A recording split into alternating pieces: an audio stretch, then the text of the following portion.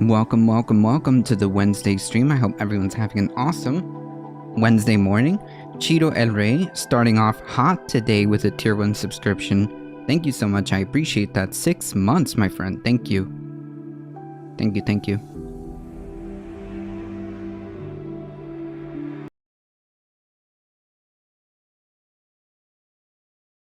Thank you for the follow, Destroyer.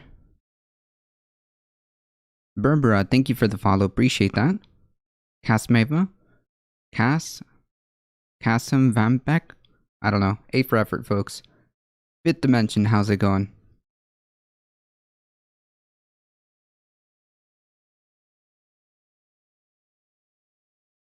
Ooh. Never mind, I think those were bots. Oof. How's everybody doing? We are one day closer to the weekend, so that's that. So there's that. Purveyor of Truth. Should I change my name to... Purveyor of Truth? Another autumn day. Nice.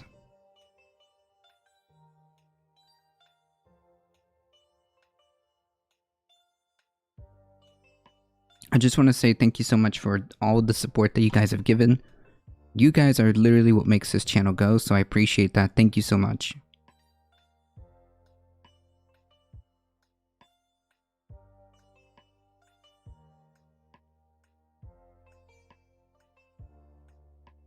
Alright.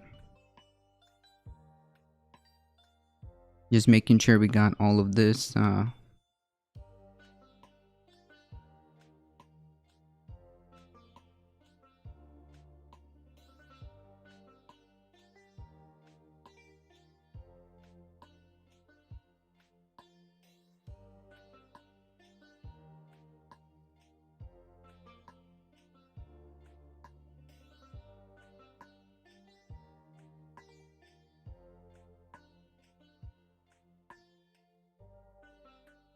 Okay, I believe I have everything ready.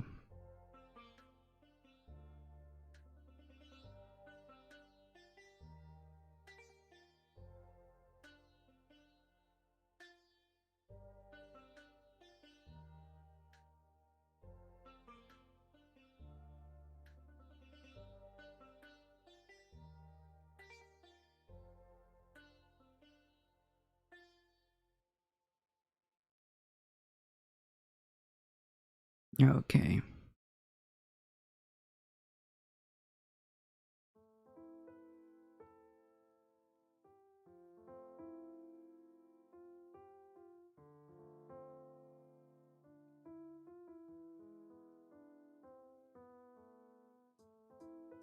If it ain't broke, don't fix it. True.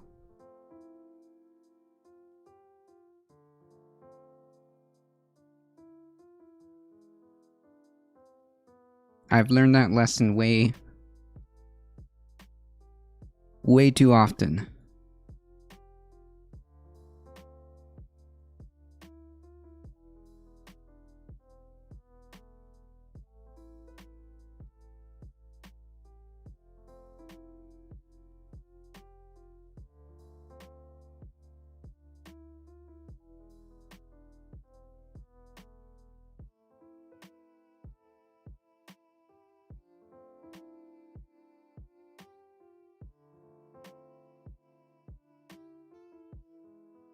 If it's not broke, don't fix it.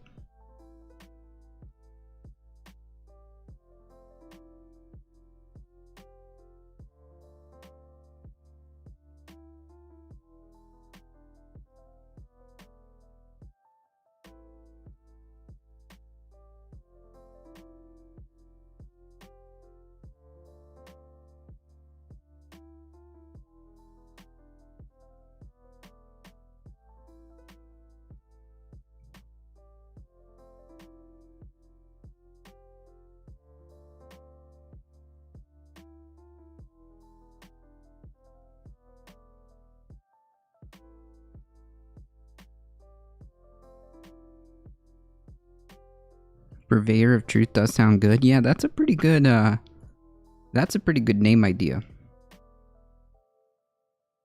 That's a pretty good name idea.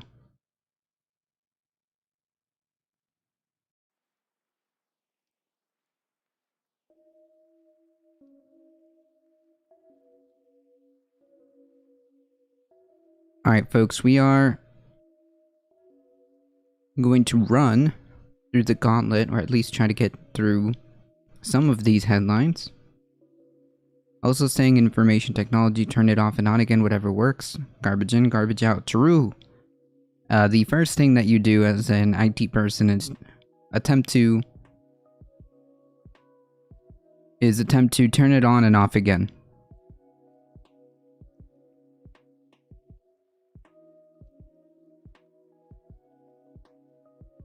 That is the first thing that you should do.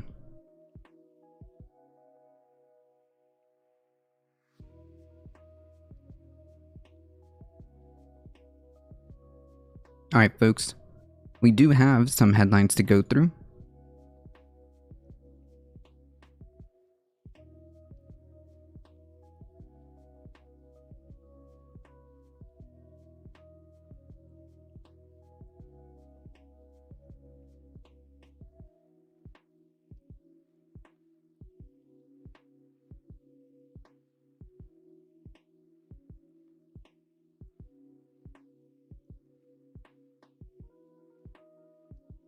IT 101, true. Unironically. I know it's a meme, but unironically, it works. Unironically, it works.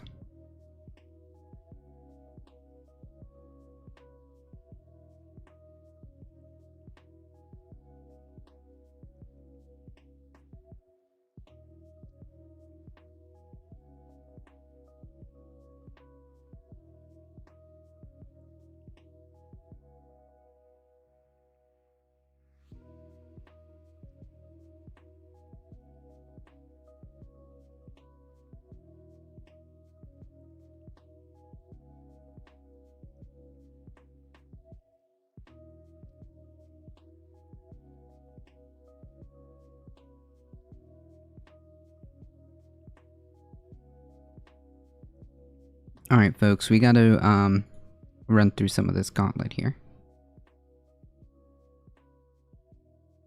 Oh. I was like, what is that static?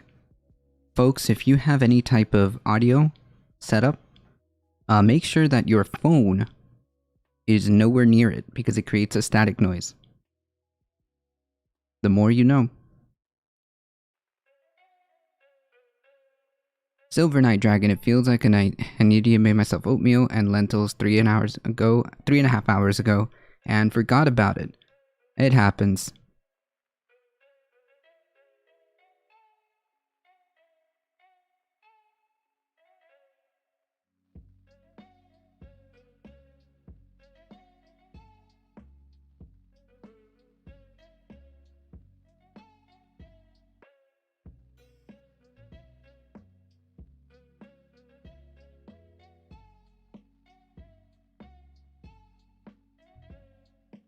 It happens.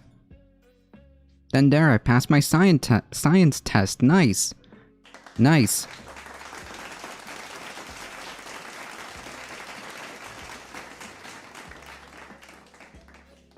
What about Windows 11? Well, Windows 11 looks actually pretty decent.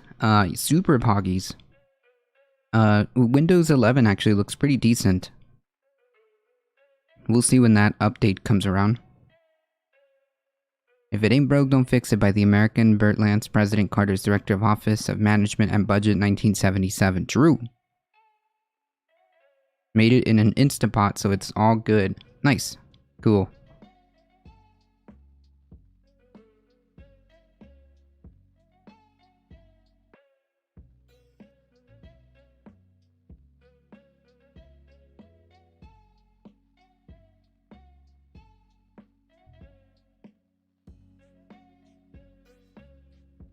Alright, folks, let's start the usual gauntlet, alright? Let me bring some of this up here. The computers for Windows 11 are expensive, $600 and up. Yeah, I mean, like, a lot of tech, well, $600 and up. $600 for a computer is not that much, because you're most likely not going to get that much firepower. Which is a shame, because of all of the, components are actually... Anyways, all of this is overpriced, is what I'm trying to say. And I heard that the Windows 11 PCs that are coming out are going to have, for security reasons, they're going to have a dampened performance effect, especially when it comes to gaming. So the update, the update from a previous PC is fine, but any new PC coming forward,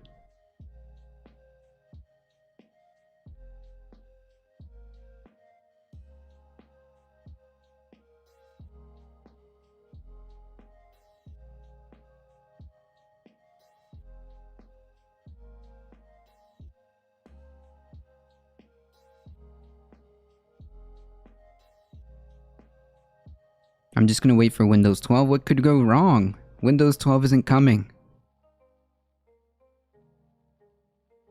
Yeah, if you want to install it. Is Windows 11 a memory hog? Ooh, I don't know, and I seriously doubt it, though. Microsoft dropped the minimum specs for Windows 11. Yeah, it's not that big.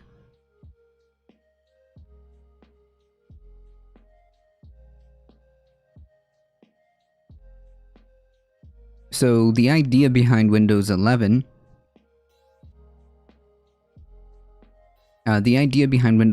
is that, in theory, it should be the last Windows that you'll ever need, because I assume that they're just going to keep updating it from there, from what I understand, or how they pitched it, I should say.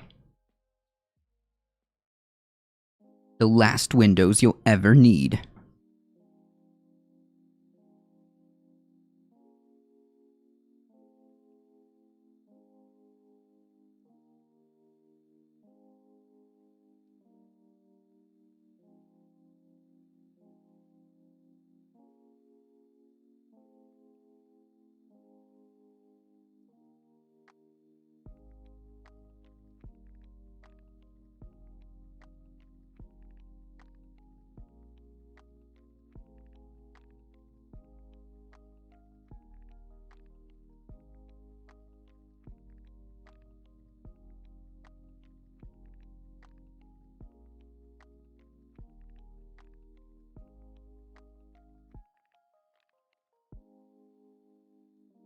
And take care that Windows...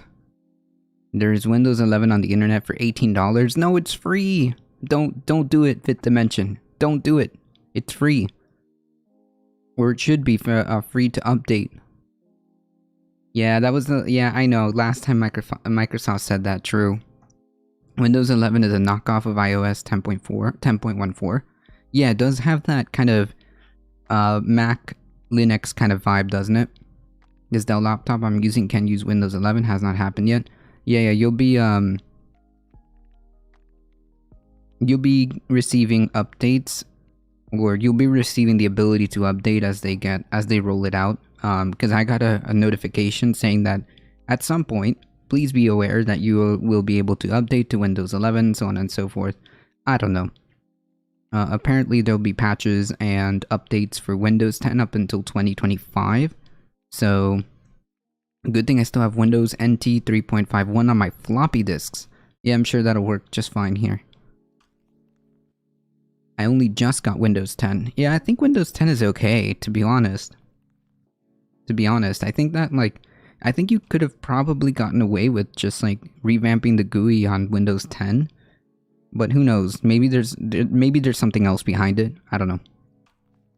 I love Linux, same.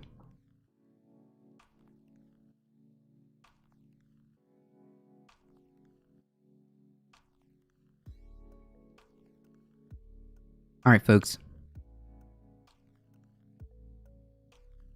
Pelosi disappointed. Democrats are shrinking $3.5 trillion social safety net bill because you already negotiated down.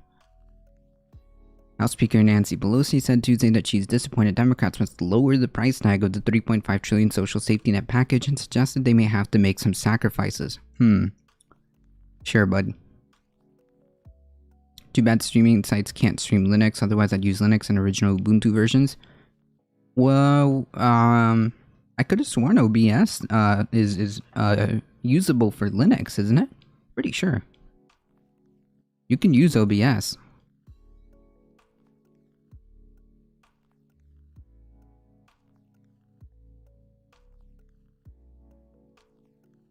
Yeah, you can use OBS for Linux.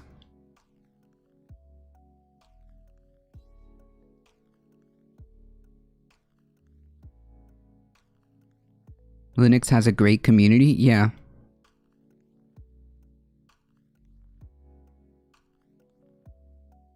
I used to mess around with Kali Linux and Ubuntu, and I think another one I used to have.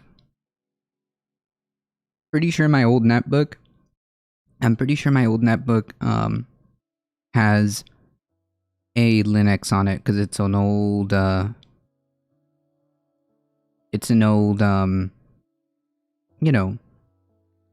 netbook. Can OBS stream? Yeah, that's what you need, right? So wouldn't it work the same way? So for example, because like OBS is completely separate no matter where you're running it from, it should only require you to sign into your profile, or should only require you to input the stream key, and that's it. You're good to go. OBS shouldn't care whether or not you're running that platform on Windows, Linux, or how do I say this? Linux, Mac, or Windows. Those streaming sites and Twitch use Windows and Mac only. What do you mean by that? Because like, do you mean that the actual websites are only accessible through Windows and Mac? I don't know. Because like, it's just dependent on the web browser, which you can get Chromium, which is like a Chrome-based internet browser for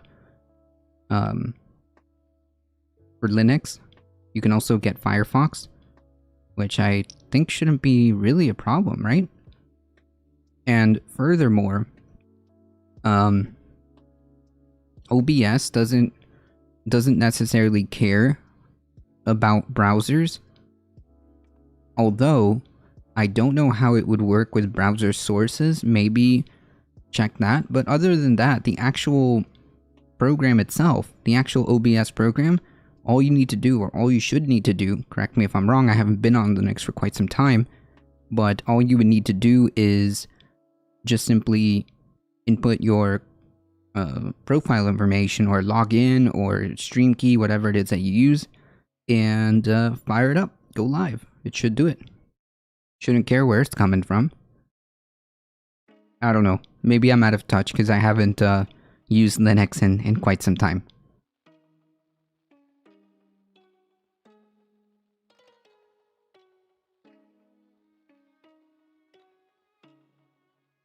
Emailed all sites mainly use Windows and Macs, and Mac Linux only has 5% of the users. Right, but it shouldn't matter how you stream, right? It shouldn't matter how or where you stream from. It should just be, no matter what. As soon as you hit that go live, it shouldn't matter. Maybe you won't be able to see your own stream on your own browser through Ubuntu or through whatever Linux platform you use, but it shouldn't matter. I don't know. I'll have to check on that. Maybe I'm wrong. Cute animal video. Okay. We'll do that after this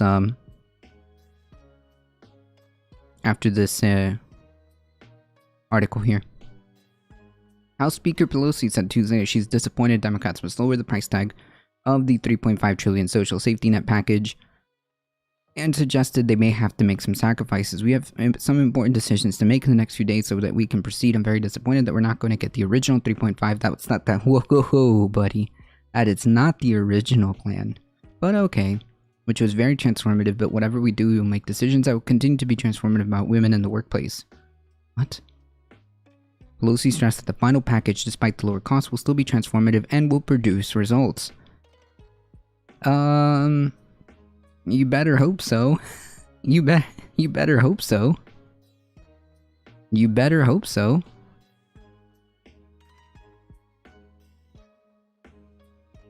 The speaker said that the members of her caucus have told her that they still want to include all the original programs such as universal pre-K, cool, home health care, cool, child tax credits, cool, tuition-free community college for 2 years, cool. She suggested that in order to keep all of those proposals and measures, Democrats would have to pair back the number of years of guaranteed funding.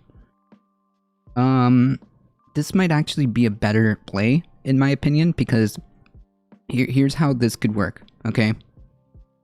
They may be able to keep all of the proposals in place, but not just not funded for the X amount of time that they originally agreed on, which may work out because if people see that this is good, and people see that this actually works, this will make it so that they will have to continue funding it as part of their, agenda when they run again.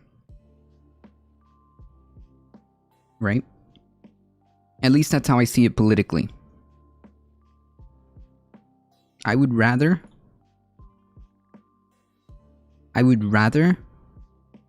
sacrifice, like, I don't know, they'll have to, like, really, flesh this out, but I'd rather them sacrifice, like, a year or two,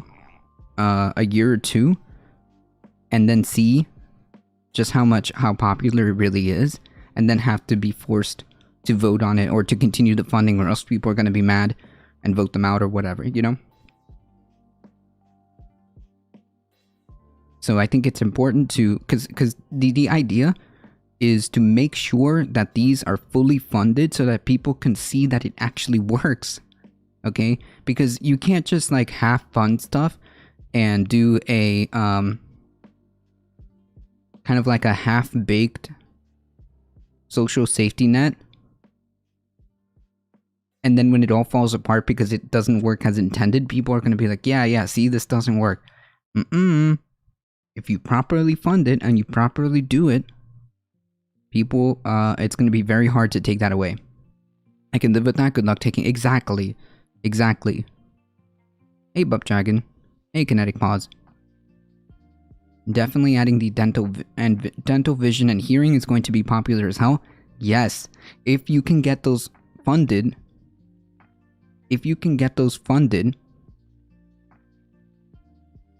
properly and deploy them as intended, they will be popular, and they will be forced to continue to fund them because it's going to be popular. Yeah, they tried that with Obamacare. Exactly. That's exactly the point. Yes. Great, Silver Knight Dragon. Great parallel, analogy, example is the Obamacare, right? If they would have just said, nah, you know what? None of this, like, private insurance stuff. We'll just fund a universal system for less time, and then try to take it away. and then have the Republicans try to take it away. Republicans want to kill it dead so people don't see the good it will do. Yeah, if they can't kill it outright, in terms of, like, the legislation, they'll try to water it down so much that it's not going to do, it's not going to look like the intended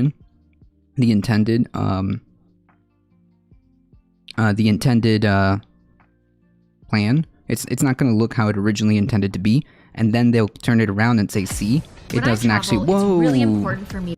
Nobody asked you, Delta. It's gonna not work as intended, then the Republicans are gonna switch that around and say, look, it doesn't work, see? So yeah, no. I think that fully funding the exact plans as is, but with slightly less time to bring down the price tag, which is still absurd to me.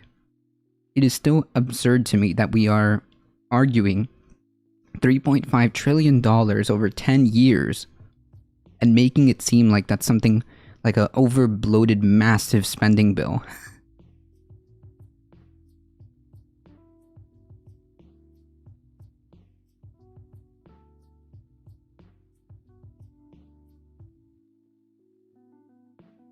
Meanwhile, the military budget takes about $9 trillion in the same time frame. Just about. 3 times. 3 times as much. 2 years after they take the programs debate, it'll be like, what's the Republican? Yeah, if any, and they won't be able to, though. They can try, but they won't be able to. It won't be politically viable, because if they say, oh yeah, well, the government just wants to control your healthcare, the government, yeah, okay, buddy, and they just won't, they'll just be sunk into irrelevancy. They'll just be sunk into irrelevancy. That's the idea. If I may, important phone numbers: White House switchboard 202-456-1414, Capitol switchboard 202-224-3121. Y'all know what to do with that. Make sure you get directed to your representative and let them know that this is important. Could Dems fund it for 3 years at the next election? Republicans will be forced to campaign to kill it. Yeah, exactly. That would be strategically. Again, I'm operating under the assumption that they have some type of political strategy here. That the Democratic Party has some type of political strategy here. I'm operating under that assumption. Who knows if they'll drop the ball on this or not. We can't have shit. I know. Progressive Senator Bernie Sanders said he wouldn't support a bill without the inclusion of medical provisions such as Medicare coverage for dental, vision, and hearing, which is massive. And then, I mean, like the proposal, just the proposal itself is enough, right? Because then you're gonna have to have Republicans on record saying, especially for seniors, saying, "Oh, sorry, Republicans voted against expanding Medicare coverage for you. They voted against expanding Medicare coverage for dental, vision, and hearing, which is incredibly important for seniors. So yeah, good luck."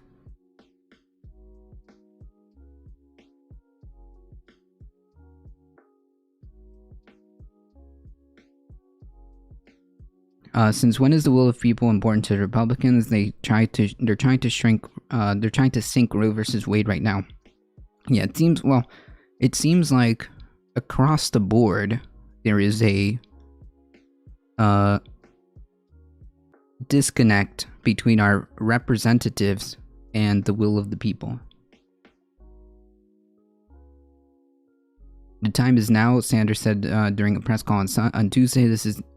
This to me is not negotiable. This is what the American people want. Asked if Democrats might want to drop out of this program, Pelosi said, "Well, we hope not." What do you mean we hope not? Like, no. You can't just capitulate, like, or even give the inkling that you're willing to, like, back down on something. We've already watered this down. She reiterated that she won't bring a bill to the House that can't also pass the Senate, where Democrats can't afford to lose any votes, and moderates have balked, well, conservative Democrats have balked at the $3.5 trillion price tag. In a letter to rank-and-file members on Monday night, Pelosi wrote, "It is essential that difficult decisions must be made very soon." Okay, cut the time of the funding of the programs, but make sure they're fully funded and fully deployed as intended. That's it. That is the last iota of attempt to negotiate, right? That's it. No more. No more.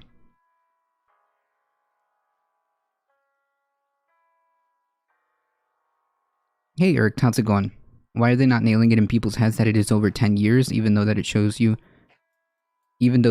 how absolutely tiny it is? True, I say it all the time to make sure that people understand, but you're absolutely correct, Andera. And for young voters, your free community college is to be stopped. Exactly. Yeah, hey, all of you folks, all of you young millennials or upcoming, I guess the older Zoomer generation, yeah, Republicans are the ones who are voting against your ability to at least get 2 years of community college. Can we stop calling Senator Manchild and his ilk moderates? Yeah, I don't call them moderates. They're conservative Democrats.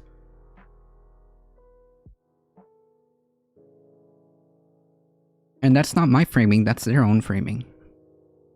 That's not my framing, that's their own.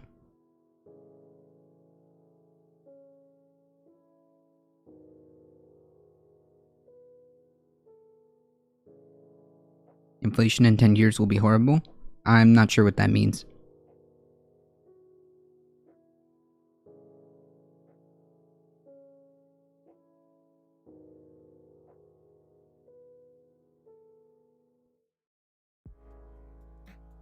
The moderates are the progressives. Yeah, like, I don't know. Like, people paint people paint the most like basic stuff as like the most radical, transformative.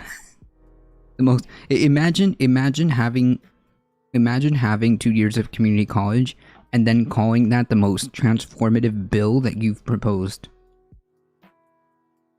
Imagine having like the basic universal pre-K, basic maternity leave, basic medical provisions like dental, vision, and hearing, and then be like, this is very transformative.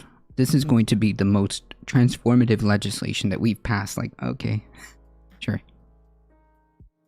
Inflation is a compound tax? I don't think that's how that works.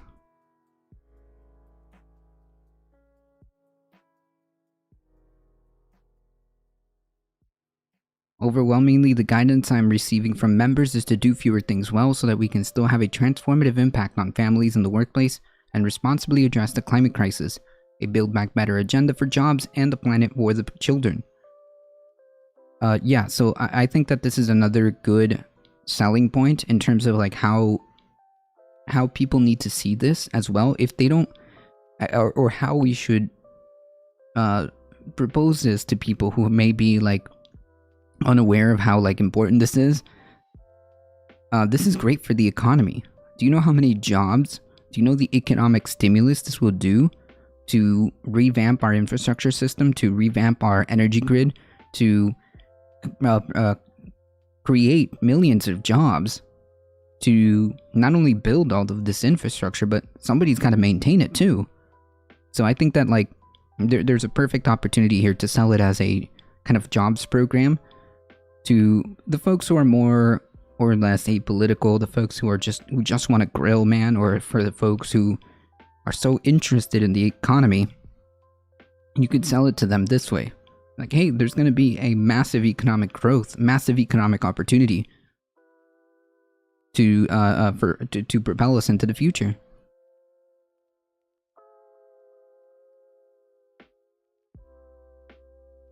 That's right, Eric. I was just reading an article about the rising price of procuring and maintaining F-35s. We are over budget as hell. We have no plan to pay for a fleet except to increase the defense budget, which will likely happen with no questions asked. True, but like, wasn't the F-35 like a complete failure? What will today's dollar be worth in 10 years' time? I don't know. That's my point. How do you know? How do you know? Maybe in a couple of years, especially if we implement a robust economic plan, that won't be an issue, fifth dimension. Infrastructure alone could sustain the world economy for 2 generations if we let it. Right.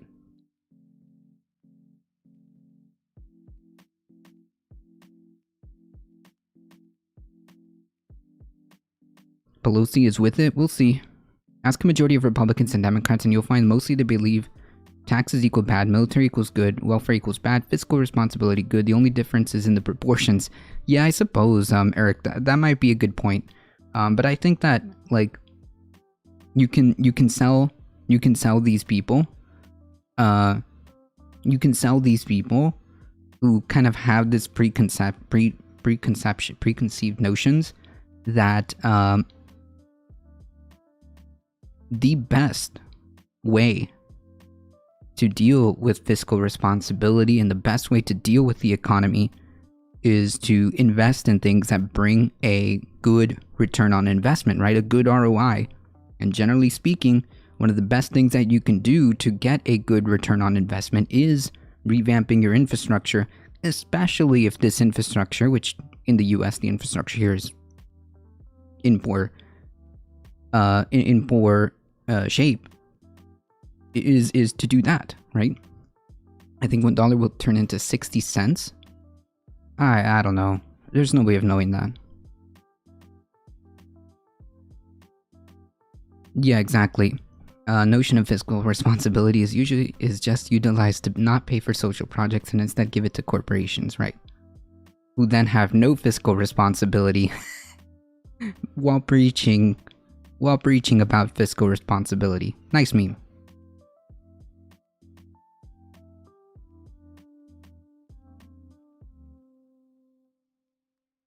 Just giving away freebies to corporations is not being very fiscally responsible, is it?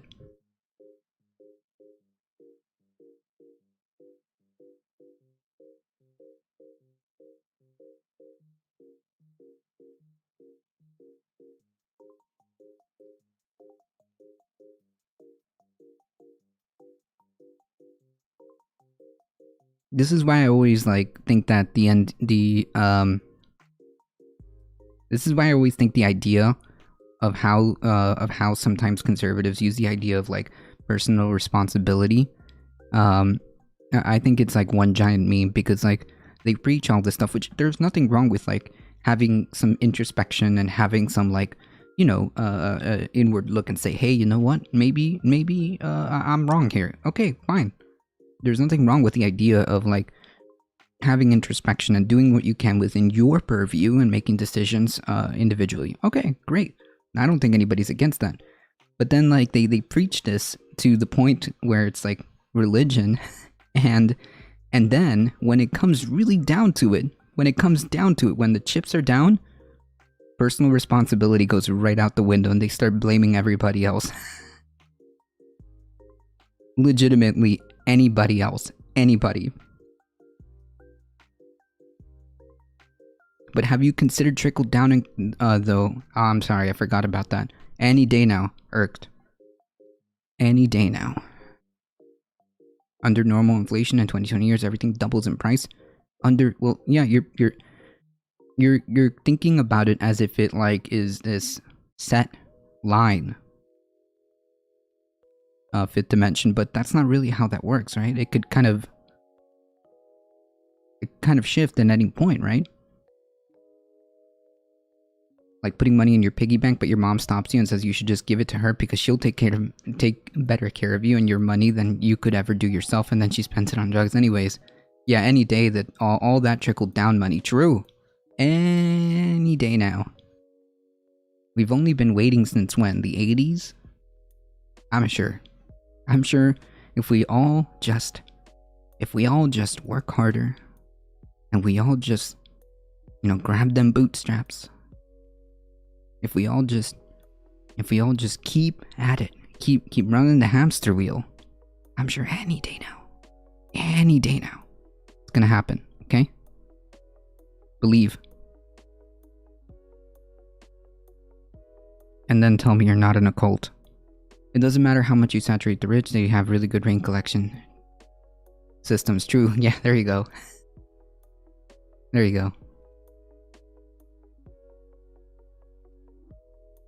The rich, selfish, and don't consider poor people on any regular basis. Salute the military, but where's the GOP donations? Yeah, they don't care about the military either.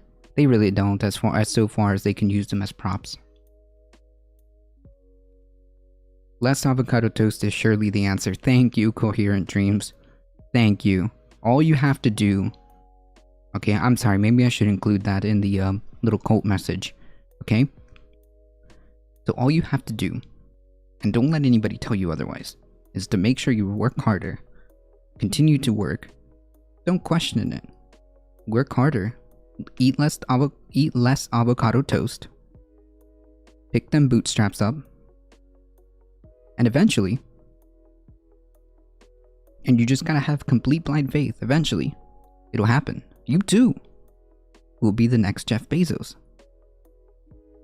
You too can be the next Bill Gates. You too can be the next Facebook.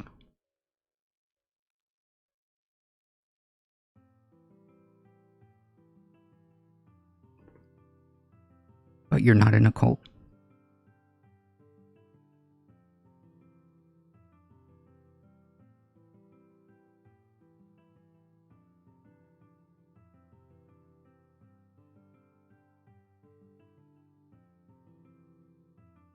Right, if you're evil and greedy enough, yeah, but it takes, but even if that's not it alone, that kind of is incentivized, that behavior is incentivized once you have above an X amount, but the reality is a lot of these folks, the overwhelming majority of these folks already had some type of leg up or some type of platform which they were already above and ahead, so they were already propelled. They were already set up for it, I guess.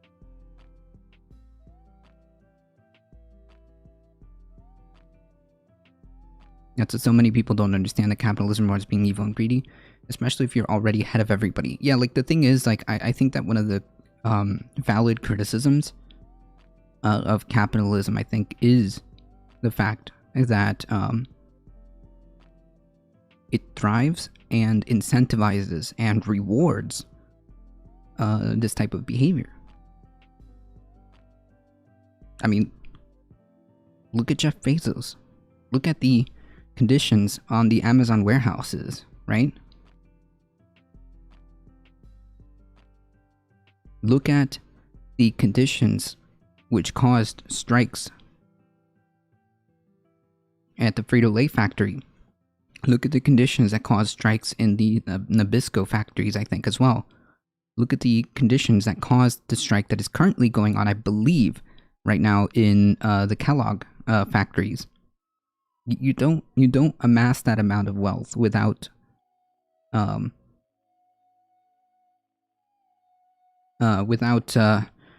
doing ethically questionable stuff.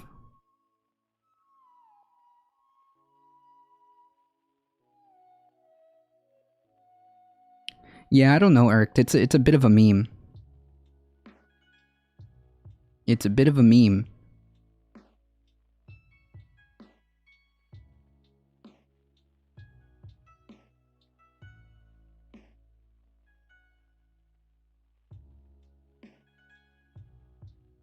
But to be fair, here in South Florida, unironically, avocado toast is like $10. I'm not even kidding. Avocado toast here is like $10. When you can just make that yourself.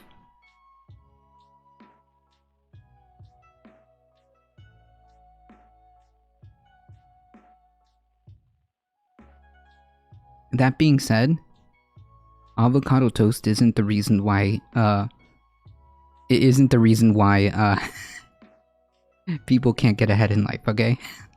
Just to be clear.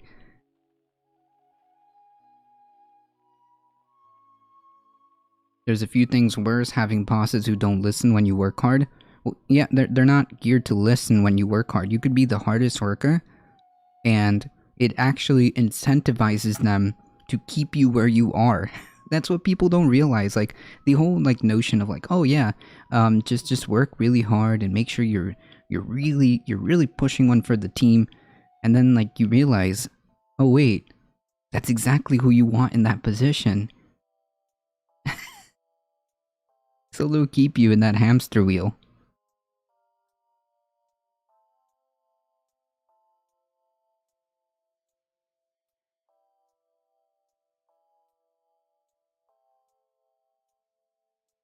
They have it at restaurants, true. Yes, they do, and it's expensive, but you know what? You can make your own avocado toast, and furthermore, it's a meme. Your avocado toast or your one Starbucks latte that you get to enjoy isn't the reason why you can't get ahead. Yeah, there's lots of people that get a basic living off of, that avocado toast.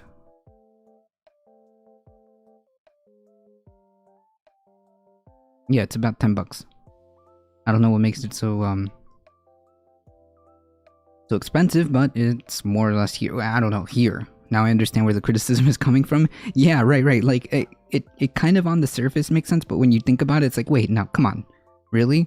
That one, like, avocado toast is really the reason why? Breaking news, FDA wants to cut salt in food supply. That's good, I think.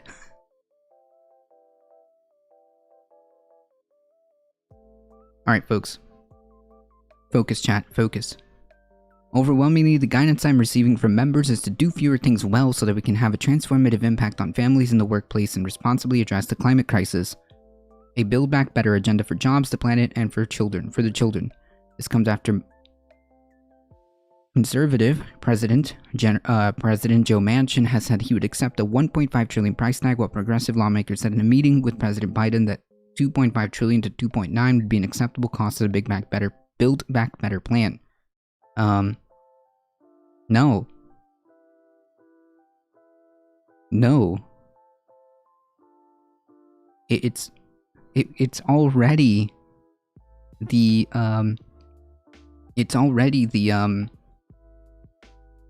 compromise.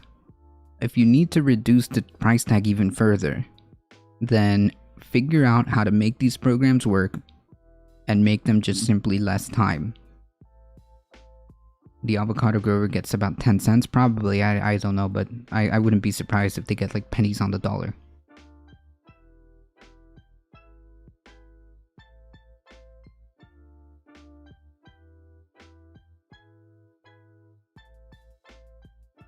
I was thinking about 75 cents to maybe $1 because I just make my food at home. That's good.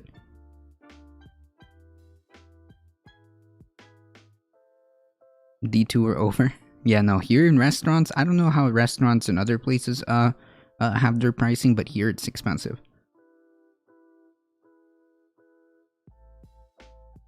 So mansion is up to 1.5. Let's send more kayakers this weekend to get them to 2 trillion. Yeah, there you go. Funny, the price tag now that they're talking about is almost the same price tag for maintaining F-35s, which were hot garbage from what I understand. They don't work. Like, all this nonsense spending is just funneling money to the makers of these planes that aren't really that good anyways. Anyways, what a waste.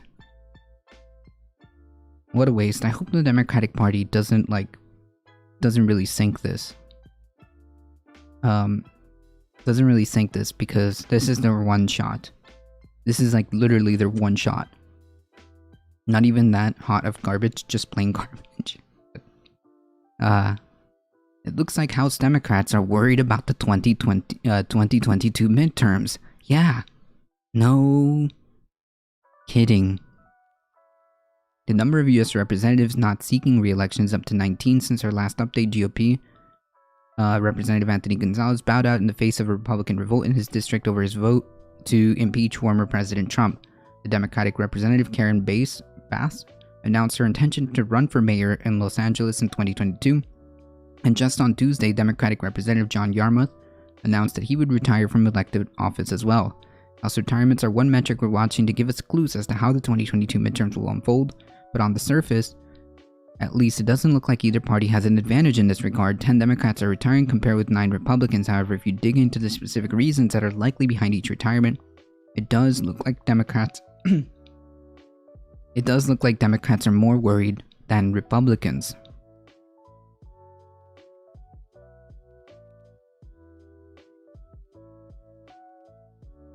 At this stage, 6 of the Republicans are leaving the House to run for another office. Of the other 3, Gonzalez is probably leaving because he would have a hard time winning his Republican primary. Representative Tom Reed appeared to retire in response to the sexual harassment scandal. Jesus Christ. And Representative Kevin Brady said he's leaving the party because he is term limited out of his position as top Republican on the House and Ways and Means Committee. Arguably, Reed and Lee Zeldin, who is running for governor, have also decided to retire given Democrats' control of redistricting in their home state of New York, which means they could be running on bluer turf next year. But considering they also had other factors into their retirements, one can argue at this point that no Republicans are retiring primarily out of fear of losing their general election next year. Retiring Democrats, however, appear to be more motivated by electoral concerns. Only 5 of the 10 retiring Democrats are running for another office, while 4 currently represent swing states. Representative Philemon Vela, Aaron Kirkpatrick, Sherry Bustos, and Ron Kind, and only Vela's seat is likely to be made safely Democratic in redistricting. Although, imagine like this is the concept of like how you think about things.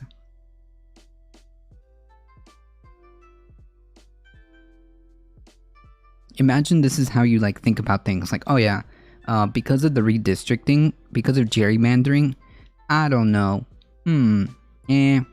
Pass, and then just like retire and just like do like the SpongeBob meme, like, alright, I'm gonna head out now. Like, what?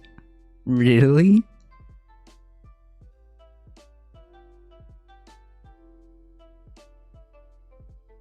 Yeah, now they're worried. Yeah. It seems like it seems to me the writing is pretty much on the wall to me, in my opinion.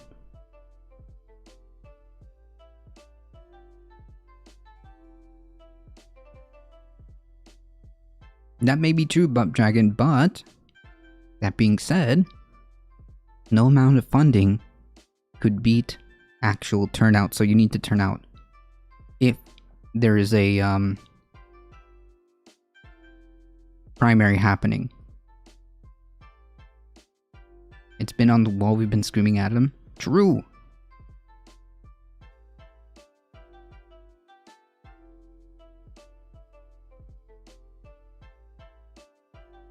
The 10th retiring Democrat is Yarmouth, who currently represents a safely blue seat anchored by Louisville, Kentucky, but he may be retiring out of fear of losing re-election too.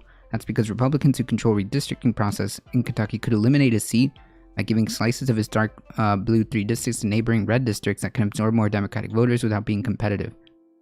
Gerrymandering technique known as cracking. Oh my god. Can we just Jesus Christ. This is so bad. This is so bad. Because gerrymandering is delegated to the state to the state legislature who controls that, they can literally push out the opposition party, just out of reach by doing things like this. So everything comes down to who controls the state legislature. Unbelievable. Very democratic. Very healthy. Very good. Chai bureaucrat. How's it going? Morning. Howdy. Yeah, so very good, very democratic, very healthy functioning system where you can literally displace a seat and just carve out and slice just enough of a district to break that that seat and to deliver an extra seat to on the federal level, which is beyond me as to how or why this is okay.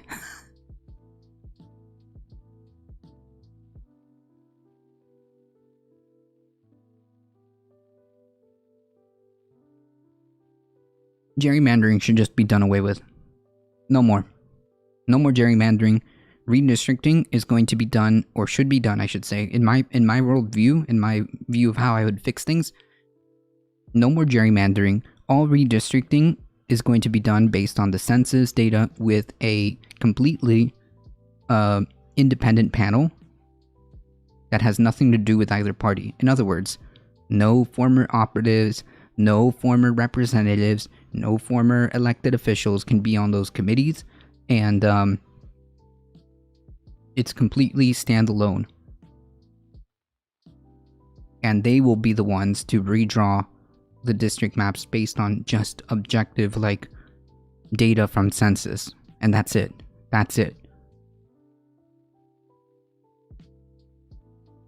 Because this to me is just wild.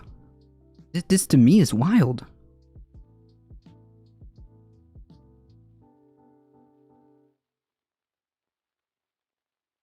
The idea that a controlling party of the state legislature can give slices of a opposing party's district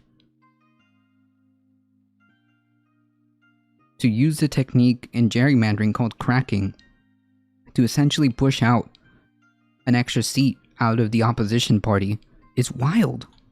It's just ludicrous to me that this is even a thing.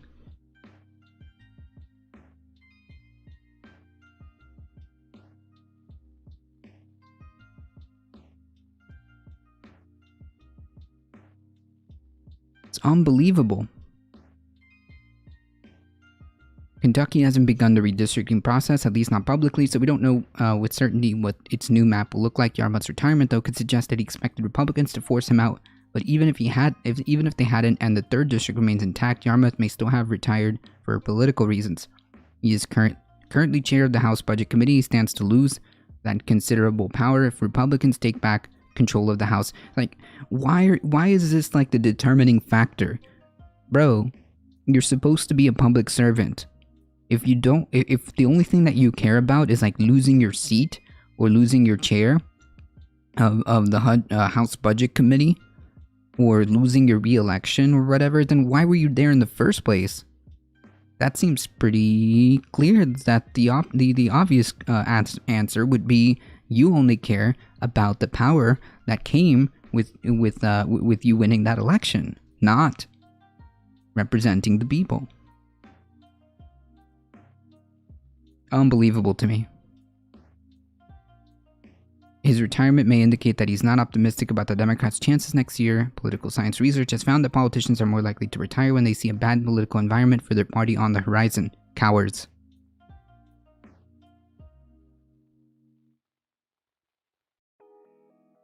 The good news for Democrats is that politicians make bad pundits.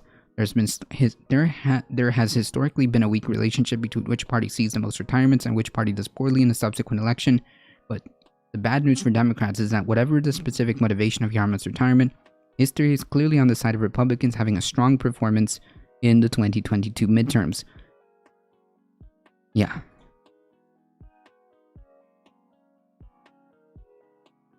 So, alarm bells should be ringing for the Democratic Party should they choose to want or care, to be honest. Alarm bells should be ringing should they want or care.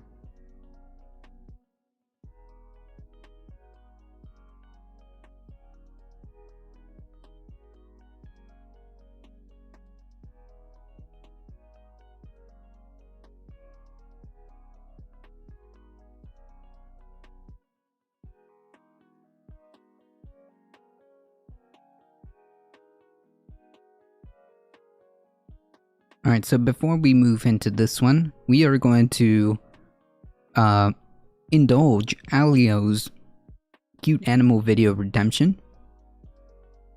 So let me bring that up.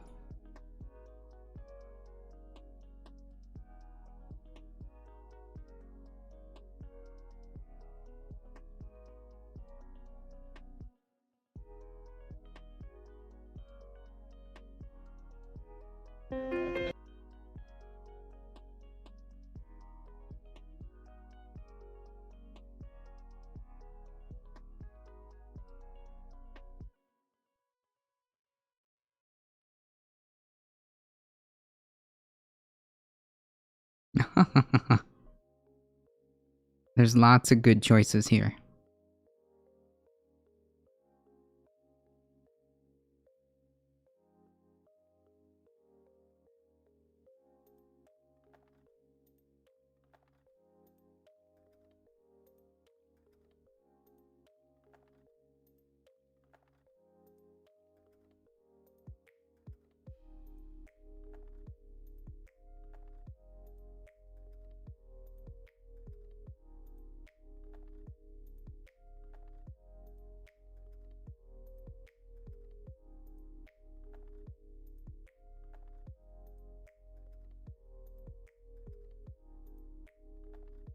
If you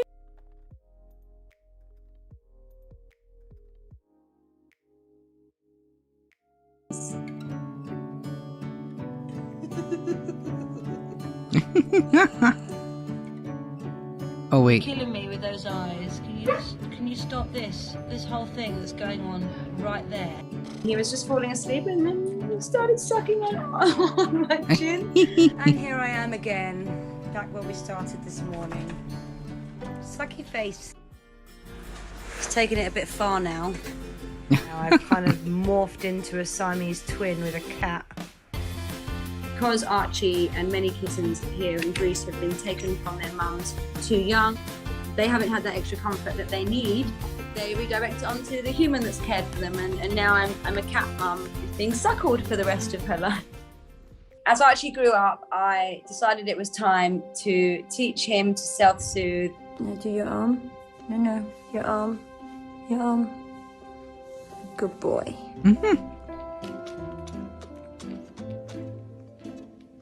He left me. Oh, Archie, you're too cute.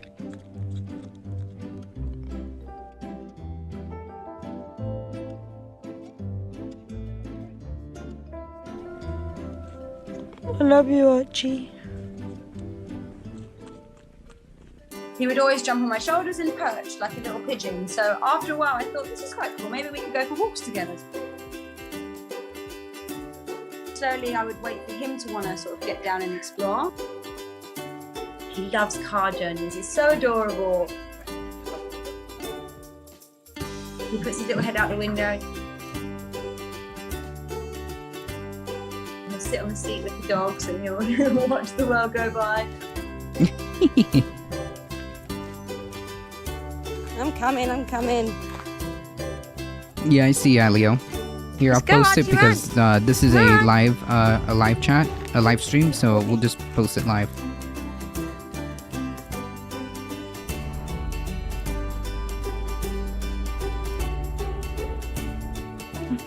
We just shared a shower.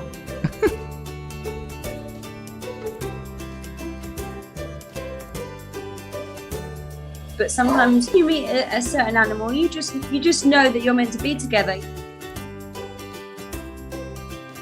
Your souls are bonded. That's true. Big dangly thanks.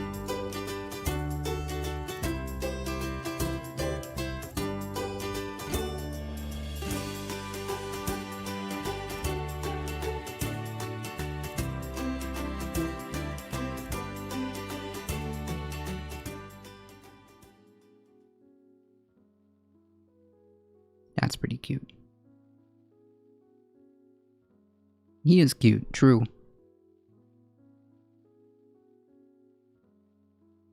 I appreciate that, Alio.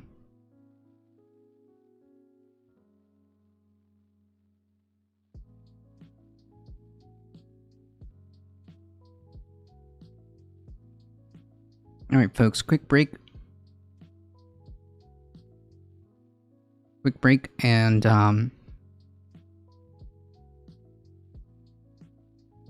And we'll be back for the next part, the next couple of headlines that we have to go through.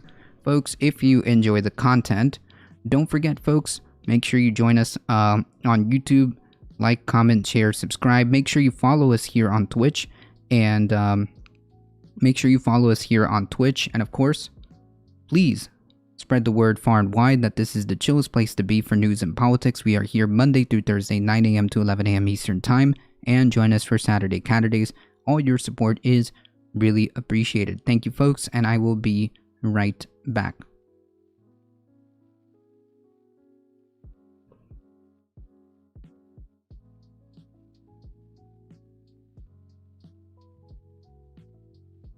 Just need to grab some coffee.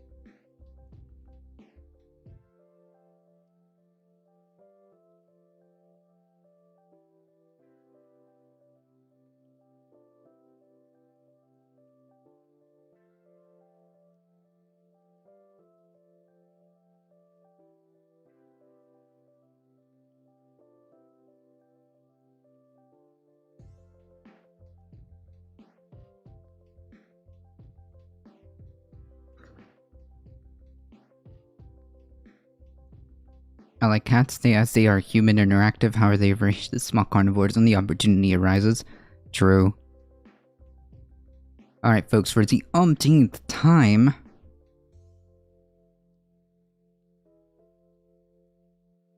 For the umpteenth time. No counterfeit ballots found by Georgia election investigators. No way, really? Wow, cool. Lack of evidence would be considered by a judge in ballot review case. Georgia election investigations were unable to find any counterfeit ballots among batches identified by Republican vote counters, according to a court brief on Tuesday, dealing a blow to a lawsuit seeking to inspect absentee ballots cast in last year's presidential election. Yeah. The court documents filed on behalf of Georgia's Secretary of State, Brad Raffensperger, said that investigators reviewed 1,000 absentee ballots from the batches of Fulton County that allegedly contained pristine ballots with perfectly filled in ovals and no fold lines. All ballots in those batches appeared to be legitimate.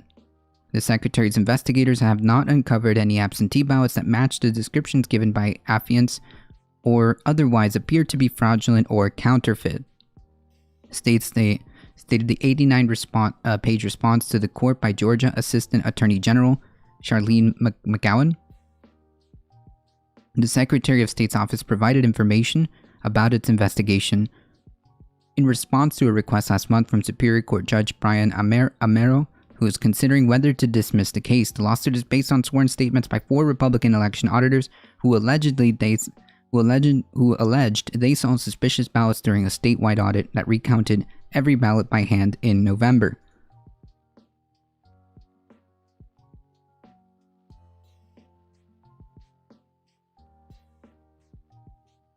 So this is just to bring that point home for the umpteenth 100,500 million time. Okay? The definition of insanity is to count the same votes over and over again and expect a different results. Jesus.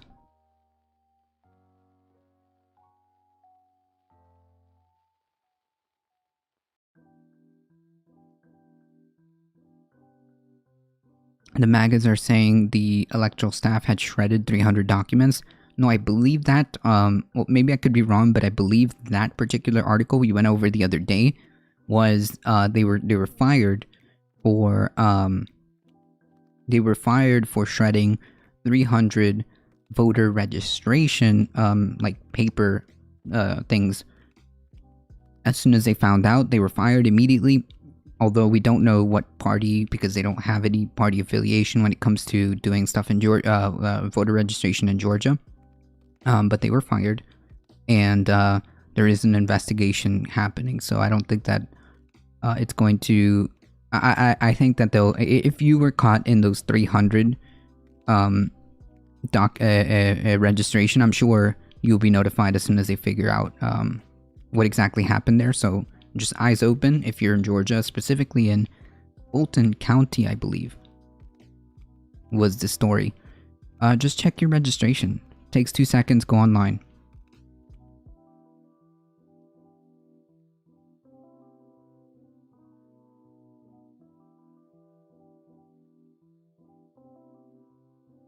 A second Facebook whistleblower says she's willing to testify before Congress and that she shared documents with a U.S. law agency.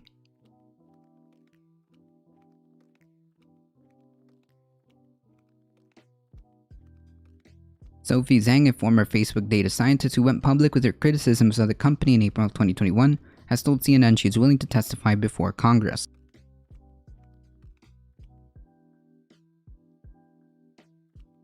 Zhang also said on Twitter on Sunday that she had provided U.S. law enforcement agency with detailed documentation regarding potential criminal violations.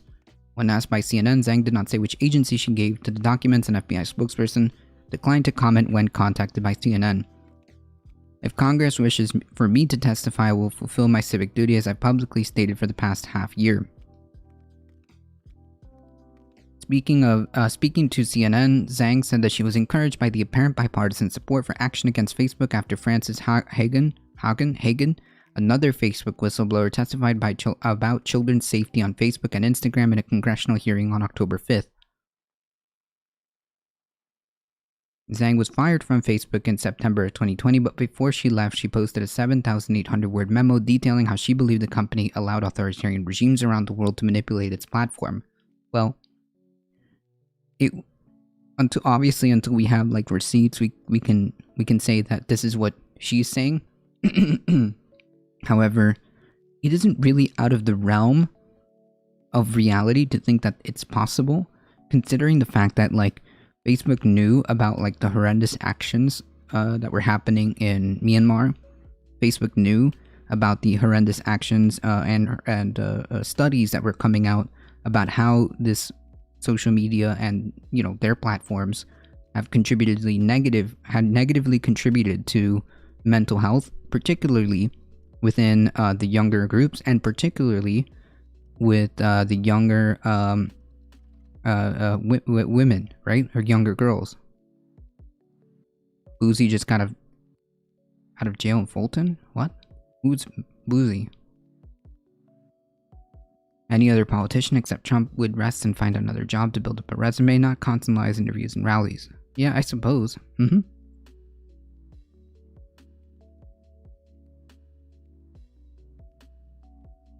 So, my point is that if this is true, it wouldn't really necessarily be out of the realm of possibility, right? Quote, I have blood on my hands, Zhang wrote in the memo, which is obtained by BuzzFeed. Zhang wrote that she was officially being fired for poor performance. As well as posting the memo internally, Zhang uploaded it to her personal website. In July, she told MIT Technology Review that Facebook issued a complaint to her hosting server and that her website was subsequently taken offline. In a statement to Insider, a Facebook spokesperson said, we have invested $13 billion in safety and security of our platform and have 40,000 people review content in 50 different languages. Work in 50 different languages? That's not a lot.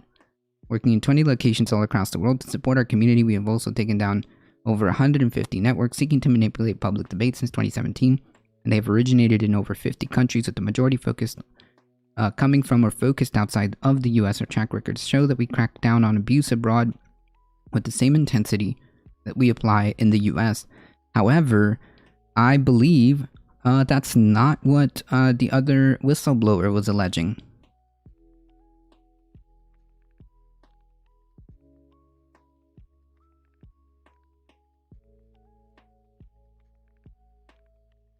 I still don't know who that is, Tendera. The Intercept has article on Facebook most dangerous list. Interesting. As a platform but used by so many around the world, about I think over 2-something billion people, we know that people feel passionately about our products. Oh my god.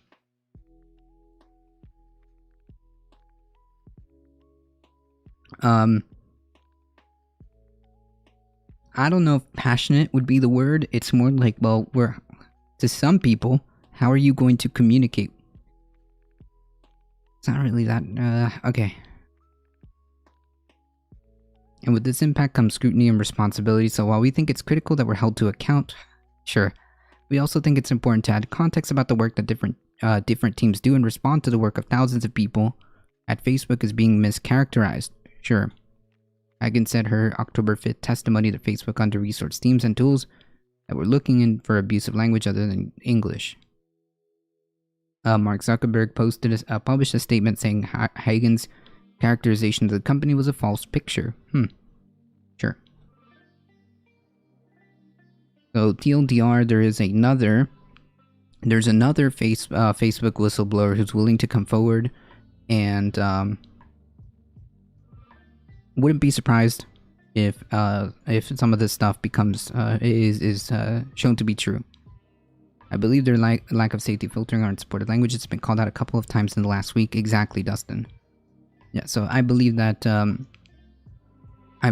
it wouldn't be out of the realm of possibility. Like I said, they knew about the stuff that happened in Myanmar. They knew how disinfo campaigns work. They knew about some of the groups that were propagating, I guess, on Facebook. They knew about all of this stuff.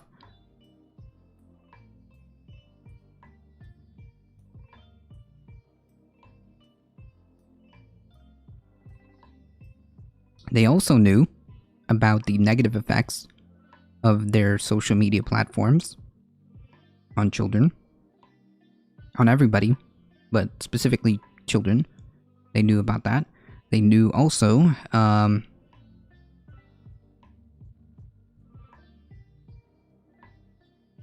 they knew that they also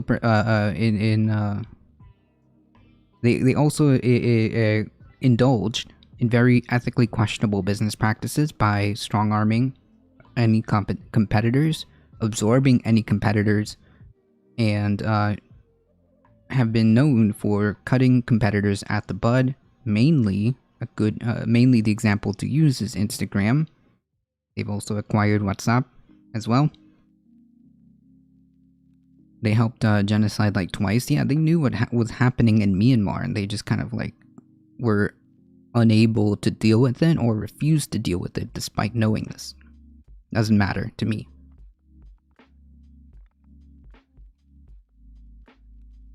And I believe this also happened. Can somebody tell me what the second one was? Was it Ethiopia?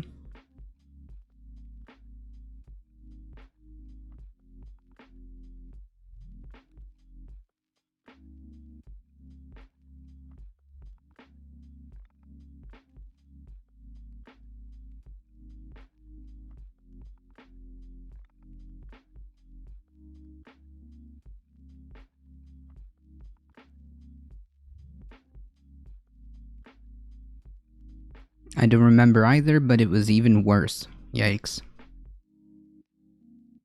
Haiti? No, I don't think it was genocide in Haiti.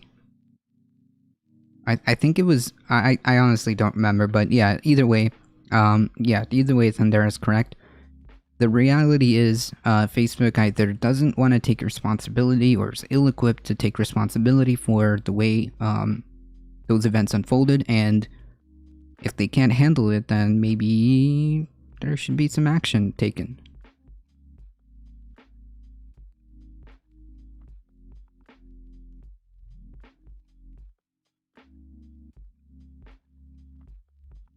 More than 30 countries have joined the pledge to slash climate warming methane emissions by 30%. This was discussed by the Beckosphere, but I want to reiterate the possibility of what could happen should we choose to actually implement or move in this direction. In Tigray, oh maybe, Tendera, maybe that's what we were referring to. Canada, Nigeria, Japan, Pakistan are among the 31 parties to join a global pledge led by the US and EU to slash planet warming methane emissions by 30% by the end of the decade. US climate envoy? I think that's a typo. John Kerry announced on Monday. Kerry said the agreement, which was announced last month, now included 9 of the top 20 emitters. So less than half. Yeah. That represents over 60% of the global economy, said Kerry said in a virtual press. This is irrelevant. Like, okay. Anyways.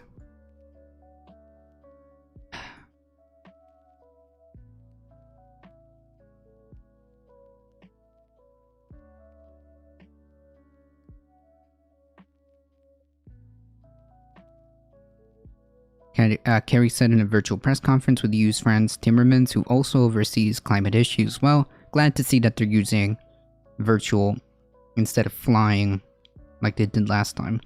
We're all very eager to roll up our sleeves and get to work. We're all very eager to roll up our sleeves and get to work. Okay, buddy. Scientists say reducing methane emissions is the quickest way to slow global warming. True. We went over this in the IPCC report. They specifically mentioned the ability, or I guess the importance of reducing methane because it will buy us time, so on and so forth. Methane has a stronger warming effect than carbon dioxide. This is so weirdly worded. Though it doesn't stay in the atmosphere as long. Yeah, but its impacts are huge. So, yeah. The Biden administration officials, including Kerry, have called curbing methane emissions one of the most important short-term strategies to rein in the climate crisis. While that is true, objectively true, reining in, curbing, cutting, eliminating methane emissions would be the most important short-term strategy, or is a short-term strategy that needs to be implemented to rein in the climate crisis. We'll see what actual policy or actual actions are deployed. Atmospheric methane concentrations have risen rapidly over the past decade, with 5-year average growth rates now rivaling those in the 1980s. It is responsible for around 30% of the global rise in temperature. To date, the International Energy Agency says. US President Joe Biden announced a methane agreement with the EU on September 17th in a virtual closed-door meeting with other world leaders on climate on the sideline of the UN General Assembly. The US and EU have been campaigning for other countries to join ahead of the pivotal COP26 climate conference in Glasgow to begin later this month. Methane is the main component of natural gas used widely for cooking and heating homes, but it can also be produced in nature by belching volcanoes, decomposing plant matter, landfills, livestock, and leaks from oil, gas, and coal infrastructure. After a slowdown in the early 2000s, atmospheric methane concentrations have risen rapidly over the past decade, with 5-year average growth rates now rivaling those seen in the 1980s. Yikes.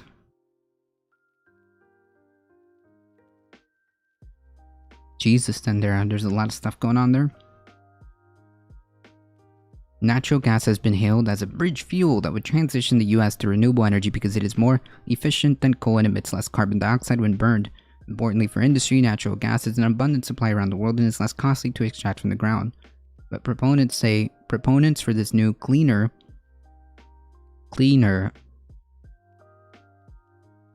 gas miss the dangerous threat that it could leak unburned into the atmosphere and cause significant warming. And we all know just how well kept and just how concerned companies are about upkeep costs and upkeep of their infrastructure. We all know that companies would never let their infrastructure get so bad that it started leaking methane or started leaking oil or anything like that. That would never be the case, right? That would never ever be the case. Because, you know, they might get 1 stars on Yelp.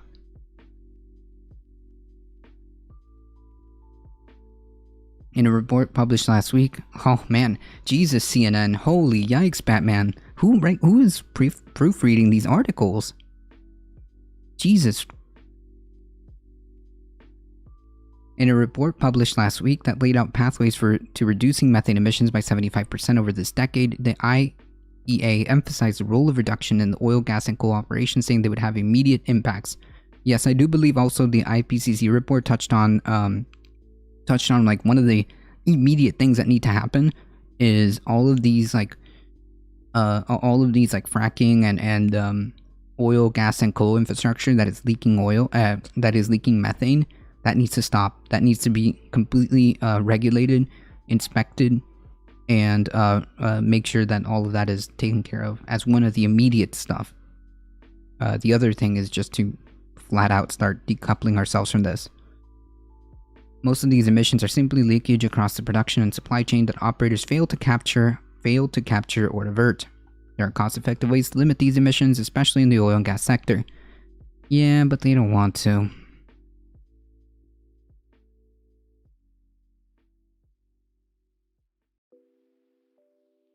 But they don't want to. That's the problem.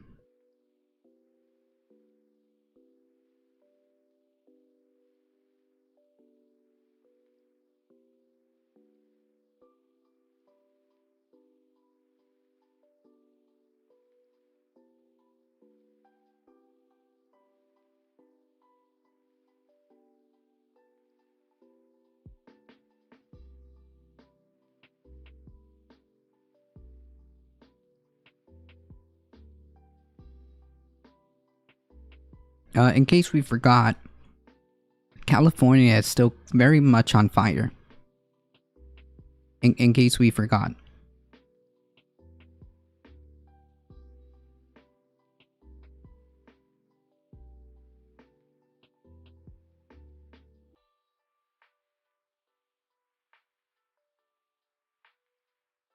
California is very much still on fire. A lethal fire in California shuts down Highway 101, prompts evacuations in Santa Barbara County. The Aliseo fire exploded to about 6,000 acres in less than 24 hours. Wildfires wreaking havoc in several West Coast regions are expected to burn throughout the night, as dangerous conditions may further increase their spread. The Aliseo fire in Southern California has exploded to 13,400 acres Tuesday evening after sparking near the Aliseo Reservoir on Monday around 2:30 p.m.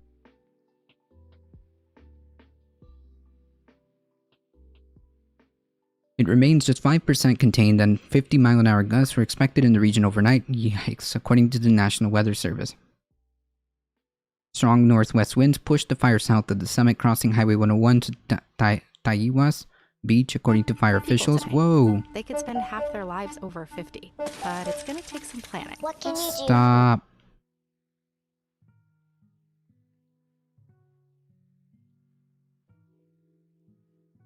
Strong northwest winds pushed the fire south of the summit, crossing Highway 101 to Taiwas Beach. According to fire officials, the origin of the blaze is not yet known.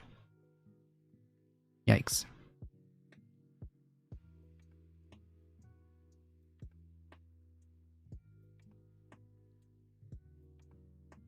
The fire prompted evacuations from Santa Barbara. The fire prompted evacuations in Santa Barbara County and the closure of Highway 101 from Las Cruces to Goleta. Closures of the 101, the only major highway in the region, have caused congestion onto the nearby State Road 154 and Interstate 5, according to California Highway Patrol.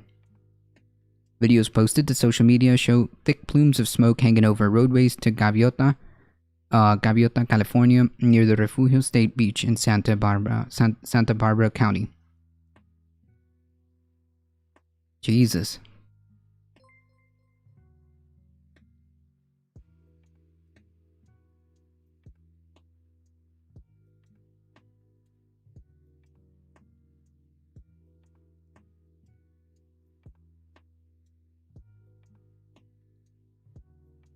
I want to see that interactive map of fires. I bet it's worse now. True. Thank you for the follow, Apima Paso. Appreciate that. Welcome.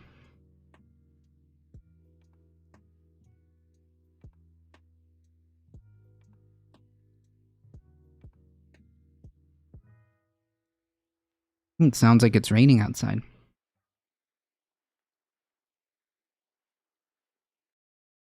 This is what the new norm looks like, folks. Right here.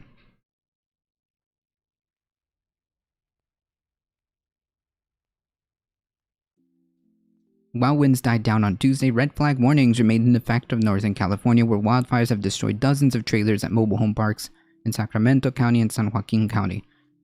PG&E de-energized power lines to about 24,000 customers in anticipation of a wind event, the AP reported.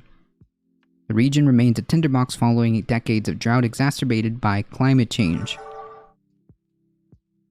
That's really the TLDR, folks. Yeah, that's literally it.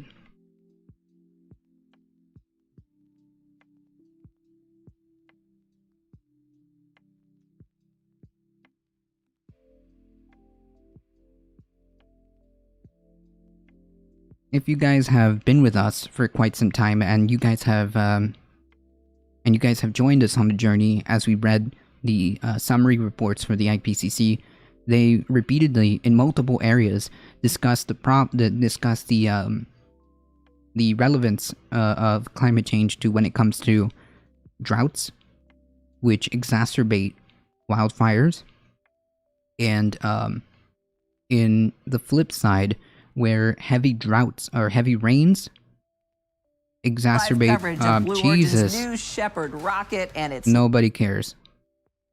Let me just close this. So yes, the IPCC report repeatedly made references to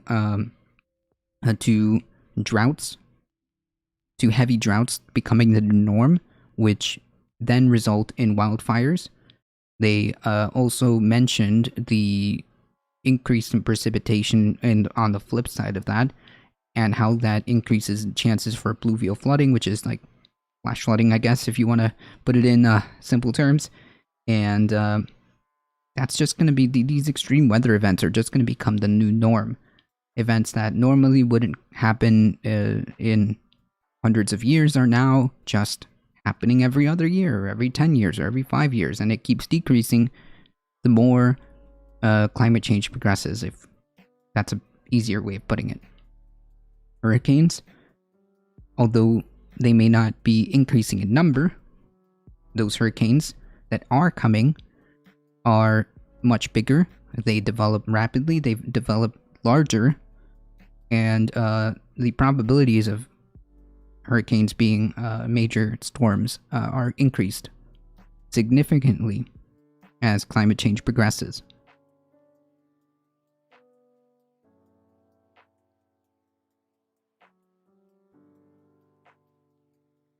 That is just the new norm.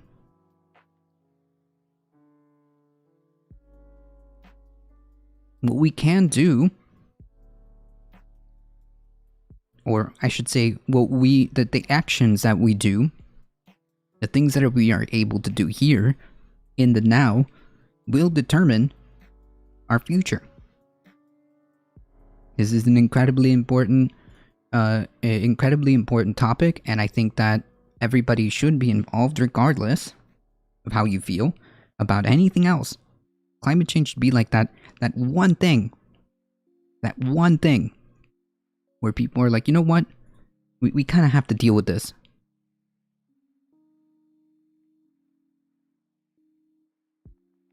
That being said, please pay attention to your local elections. Please pay attention to your city council as they affect what happens around you.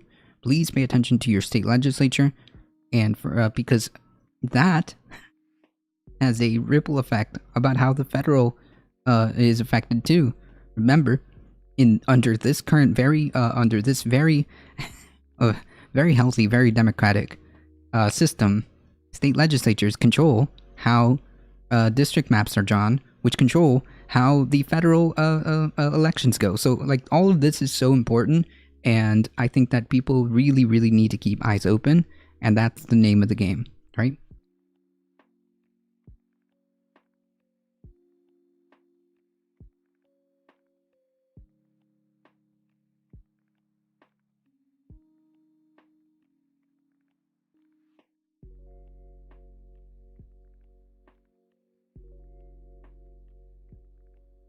That's literally the name of the game.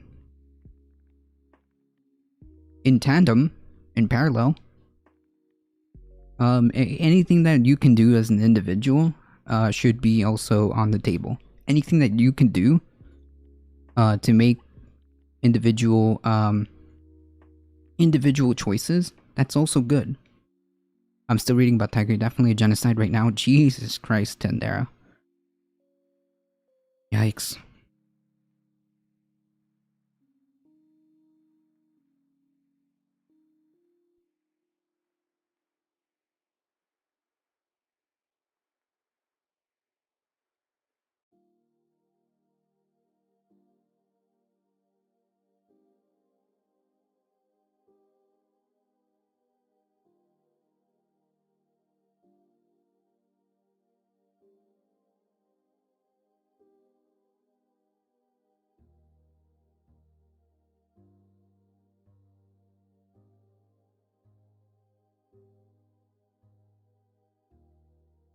That is rough, Tendera.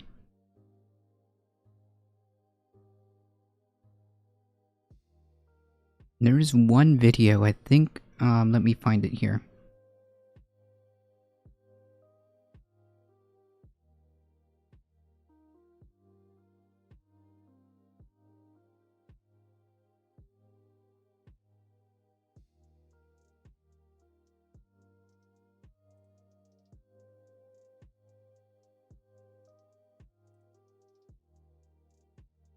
You put away money for goals like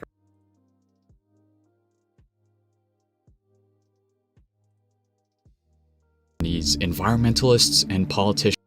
In the 1970s, environmentalists and politicians in the imperial core quivered in their seats over the prospect of a population explosion. Malthusian prophecies of total collapse and Thanos-esque proposals of racial extermination pervaded political thought. For many, it seemed the end of the world was at our doorstep. Our cities are going to be choked with people. They're going to be choked with traffic.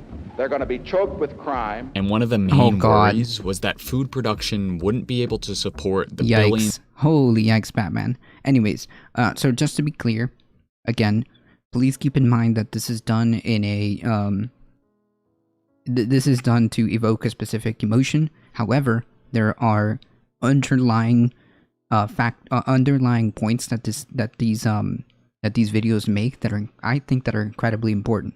Okay, and that's what I want you to take from it. Not the scary music or not the agitprop. The actual underlying points that that the video is making is incredibly important. Of mouths that would be born in the coming decade. More famines and shortages. But then the Green Revolution happened, and everything was supposedly better. Labor-saving technology and fossil fuel-laden chemicals pulled the world back from the precipice of famine and death. At least, that's the dominant narrative that has been pushed since the 1970s. Today, though, we're going to deconstruct this story about industrial farming and answer a nagging question. Can small-scale regenerative farming feed the world? This video is sponsored by CuriosityStream, which now comes with Nebula for free when you sign up using the link in the description.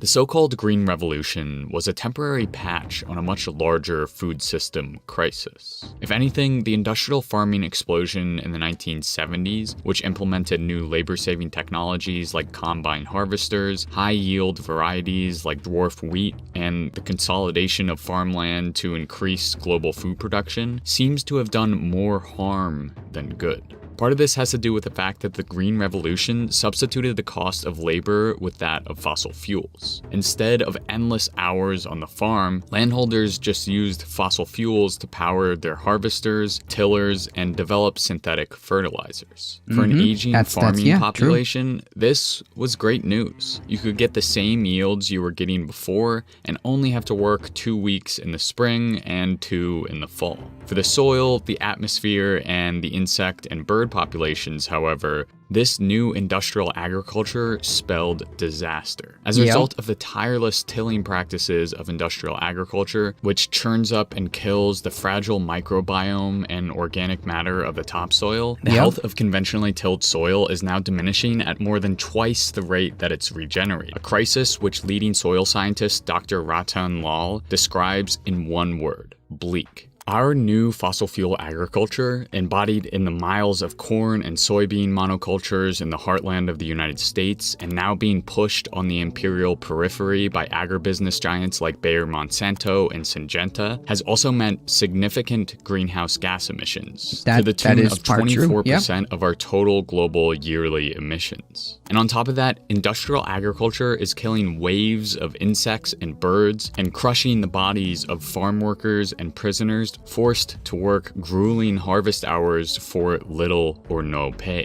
We stomach the mounting toll of industrial agriculture because it's supposedly feeding the world. Yet most of the monocropped farms in the imperial core don't directly produce food. Okay, I was about to say, wait, it isn't for us though.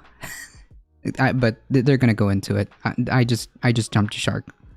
Into our mouths. Most often, the vast fields of corn get churned into animal feed, fuel, or various sugars and additives that do eventually reach our mouths, but in an extremely roundabout way. And the Alliance for the Green Revolution in Africa, also known as AGRA, an initiative backed by Bill Gates and the Rockefeller Foundation, reveals industrial farming's failure to feed the world. In the countries where AGRA operates, there's been a 30% increase in the number of people who are suffering hunger. And the agricultural productivity is kind of the same as it was before AGRA began. Indeed, large-scale industrialized agricultural endeavors only account for 50% of global food production. And it's the farms that are producing the other 50% that we must look towards for an escape route out of our current unsustainable capitalist farming system.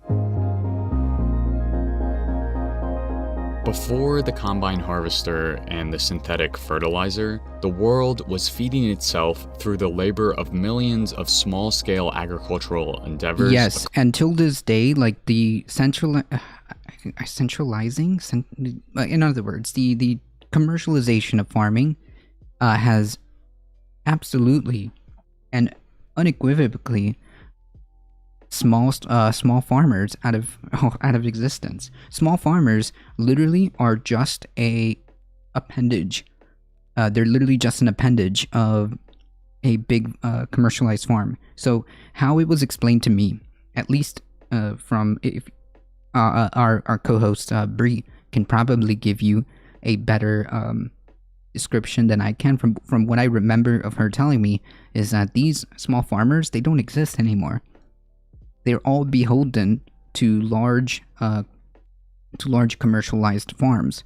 All of that equipment isn't theirs. They loan it, and they have to use their equipment. They have to be continuously in debt in perpetuity, and it kind of just like makes small farmers literally non-existent. Any small farmer is not for their own. It's very rare. All of the small farmers are just an appendage to a large corporation, a large commercialized farming operation.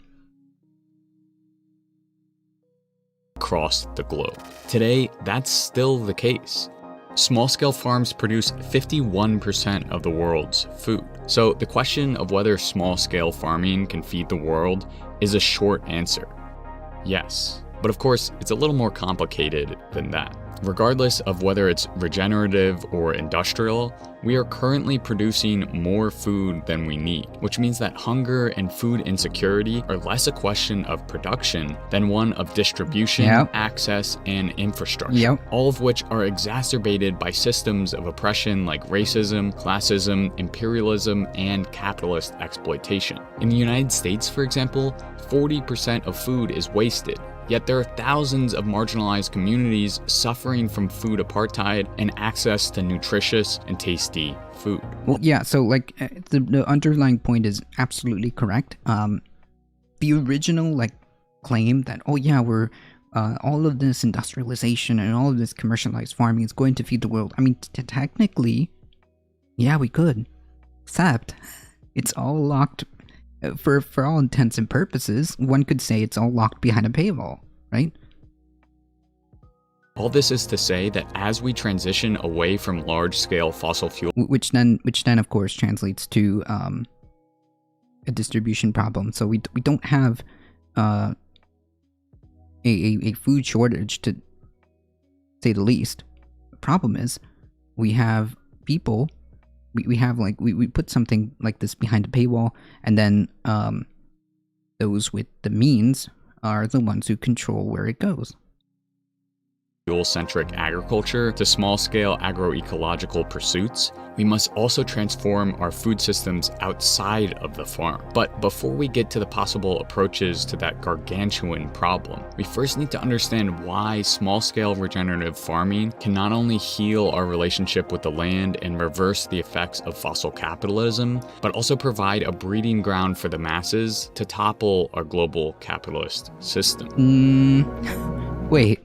I'm sorry, I don't know how that's going to happen. However, that being said, I would love to see the return to like real life, real small farmers, and this kind of breaking of commercialized agriculture and commercialized farming. Yeah, sure, 100%. In the outskirts of Albany, New York, lies a farm. Drawing on African indigenous roots and knowledge, farmers there have turned a patch of land from barren soil into a thriving ecosystem in a matter of years. They're growing food that's going to communities of color that lack access to tasty and nutritious food because racial capitalism deemed their area not fit for profit and ultimately fresh farmed produce.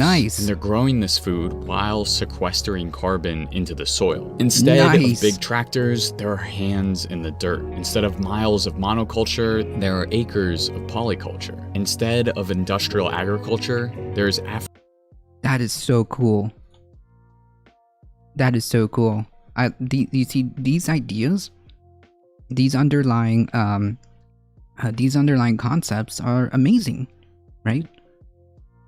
Where I grew up, we had a kind of farmer co-op. One farmer had the capital to purchase large machinery, and he would work the land and lend his machinery to other farmers in the area for a share of the crop sales, and other farmers helped him work his land as well. That's awesome. To my knowledge, it still continues today. Cool. Grow tomatoes and throw them at capitalists. No, you eat them. Not the you eat the tomatoes. Okay, don't do that. You can make great salsa with them. Come on. You can make great salsa with them. Afro-Indigenous permaculture. This farm is called Soulfire Farm, and it's just one of the countless examples of why small-scale farming is essential in the imperial core and periphery alike.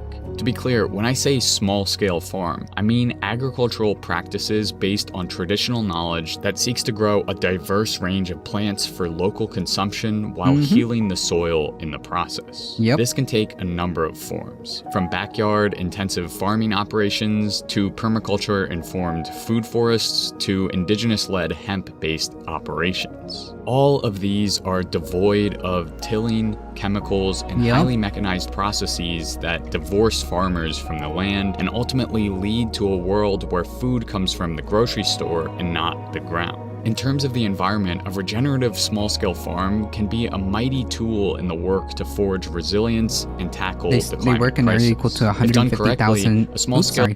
They work in an area equivalent to 150,000 acres. Nice. This is a great example of how, like, there's nothing wrong. This is almost like touching on the idea of mutual aid, right? There's absolutely nothing wrong from the idea of like trying to make things like this be kind of like the norm, right? There's nothing wrong with this. This is great. This is an excellent idea. Regenerative farm can capture carbon in its soils to the tune of 1 to 2 metric tons per hectare, promote a biodiverse landscape through crop diversification and perennial trees and flowers, which also happens to build resilience in the face of extreme weather. And you can do all of that while using significantly fewer fossil fuels and toxic chemicals, all while achieving similar yields. Alongside the clear environmental necessity for small-scale farming, these farms have the potential to be a nexus for change. Farms are what keep us alive and tie us together, which means that they can be a space for affinity groups and organizations to gather and strategize, to strengthen bonds. And Soulfire Farms does exactly that. They offer up their farmland to leftist organizers and communities in need of a space to build power. But farmers themselves also have power in numbers and can be agents of change. Just look towards India, where the might of farmers was on display for months, bringing key entrance roads to Delhi to a standstill in protest of a proposed neoliberal farm bill. At the end of the day, the small-scale farm can instigate big change, but that change can only happen when thousands, if not millions, turn back to the soil and put in the hard work that regenerative agriculture requires to heal the land.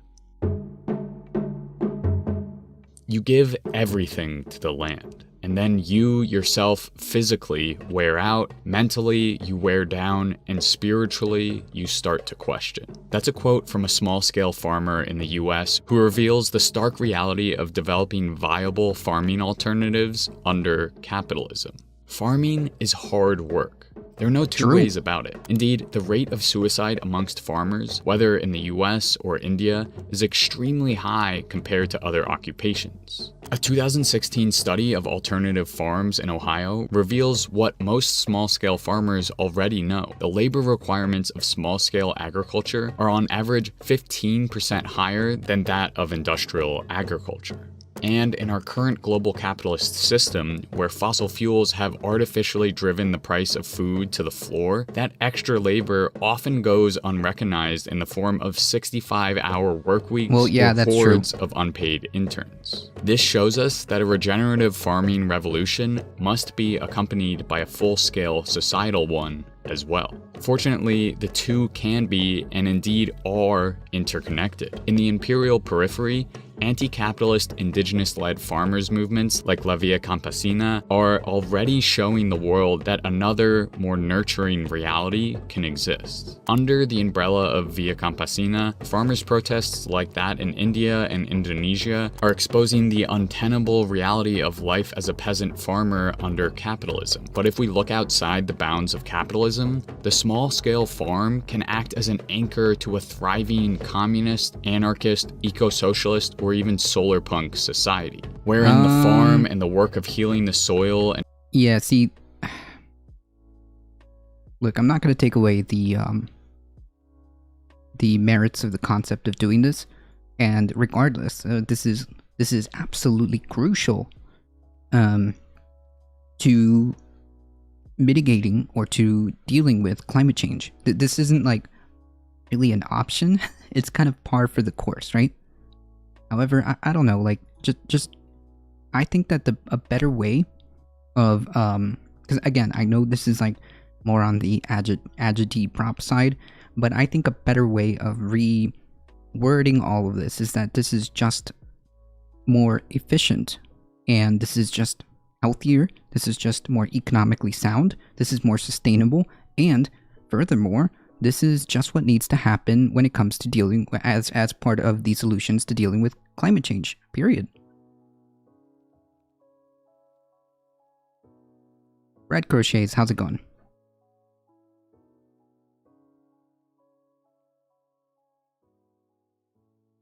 Right, exactly, Silver Knight Dragon. All of this is a much more efficient way of dealing with food and climate change. It's not really an option. It's not really an option, right? Because like all of this is intertwined with dealing with climate change, right? As you mentioned, the more food you grow locally, the less you waste to transport it around the world.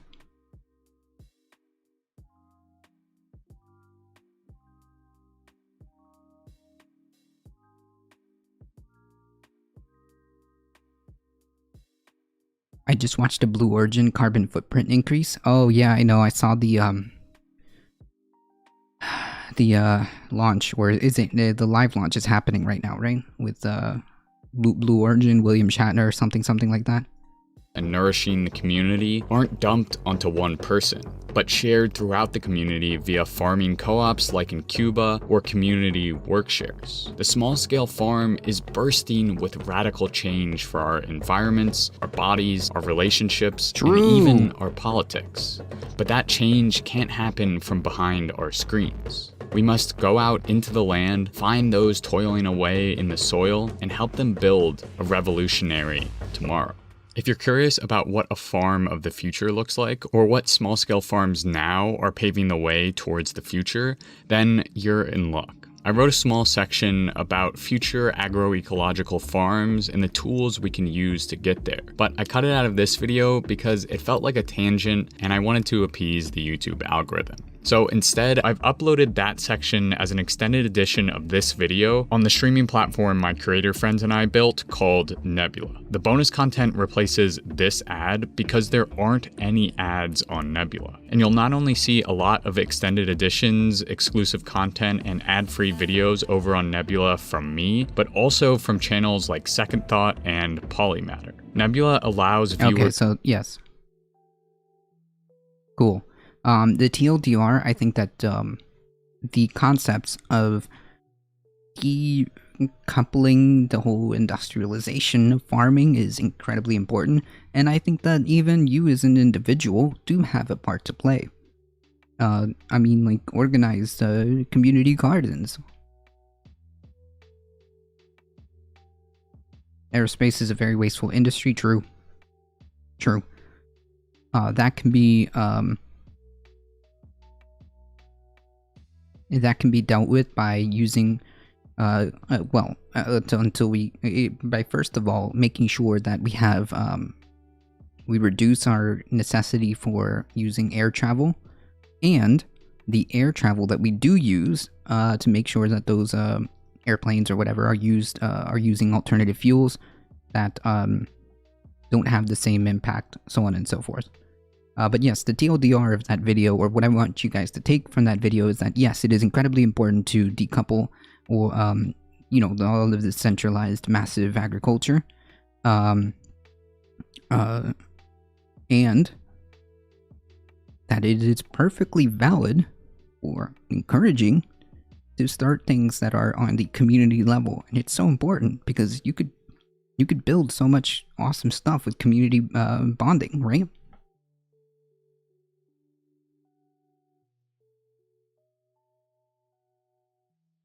Also, like it or not, it is a important aspect of dealing with climate change.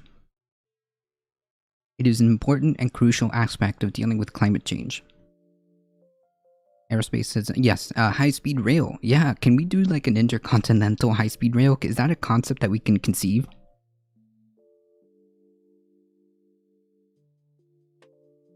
I wonder.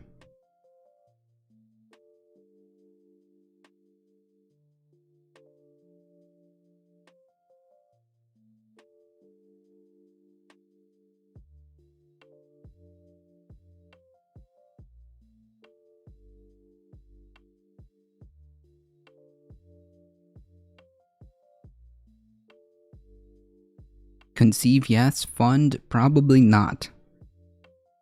Yeah, well, it's meaning it won't be just us. It won't be just us. I think that an international cooperation where we can have, at least on as many possible ways, some sort of intercontinental way. Unless we can get a Boeing to build trains. Yeah, but it doesn't have to be just us. It could be an international kind of cooperation where all of us kind of pool our resources together and fund these type of things.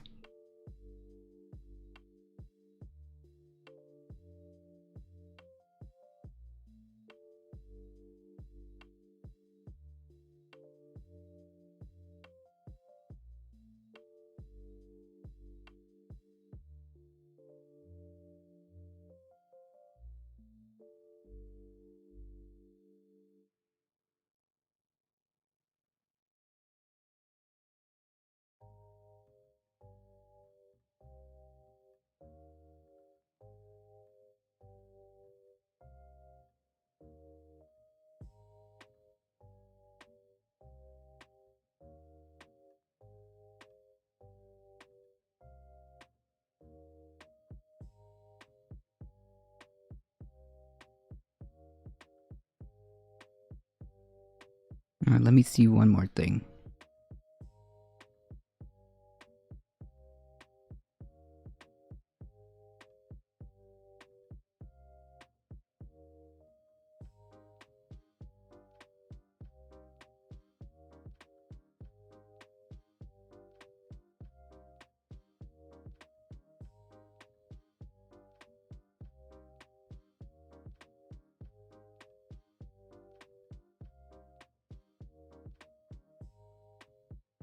There are two sides to this. Small farms are less likely to produce methane and carbon emissions. They burn wood and animal waste, and it's very hard to change wide-scale practices.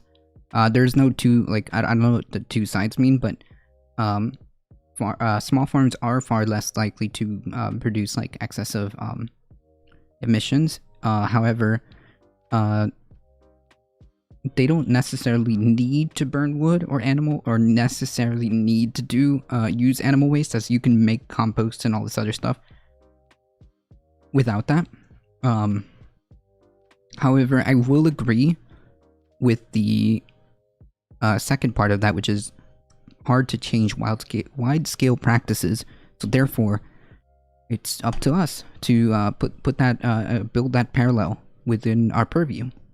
Decentralizing our economy is crucial. Agriculture can be central to this now, but we have technology. We have the technology to do so. Yeah, I mean, like, it is a concept that we should be striving for. It turns out monopolies are bad.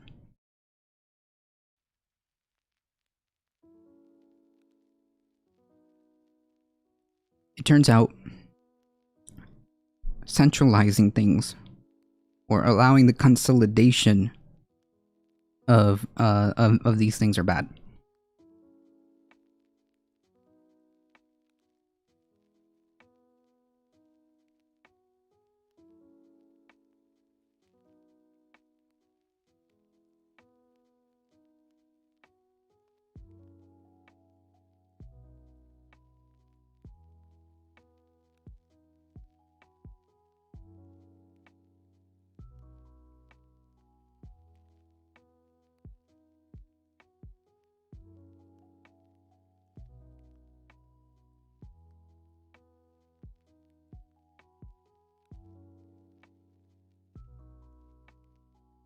I believe compost produces a lot of methane.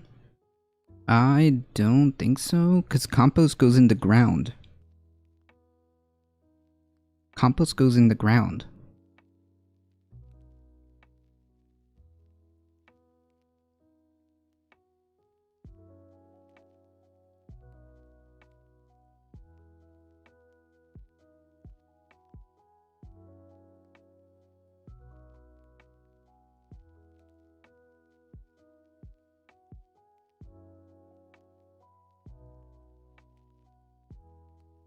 Oh, so there are ways of creating compost that doesn't produce any type of methane. Decomposing organic material but in anaerobic conditions by microbes in the absence of oxygen release methane into the atmosphere. However, the aerobic process of composting does not produce methane because methane-producing microbes are not active in the presence of oxygen. Sorry. Oh, here we are. Sorry. Let me put that up there.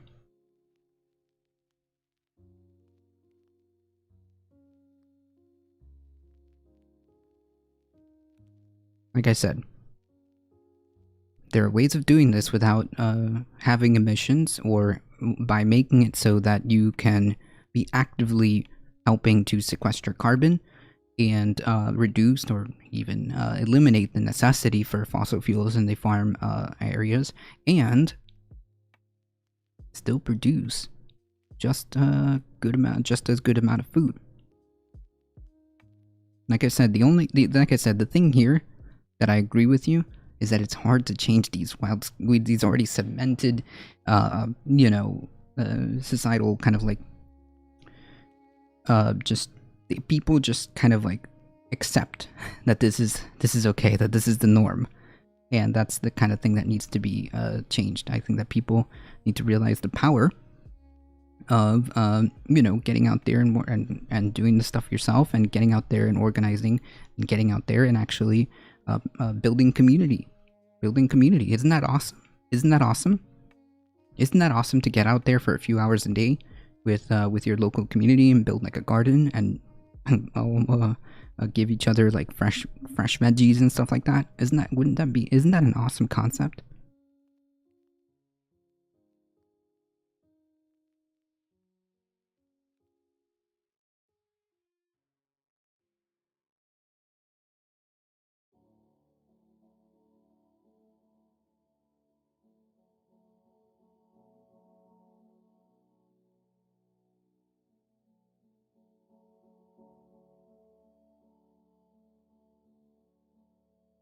Yeah, my parents make completely organic compost, completely by themselves, and hey, no animal waste necessary. Not a single drop. It's just all natural compost that has zero animal waste in it, and they just create it. There's massive amounts of compost in our parents' yard. And by the way, they make massive fruits and massive plants.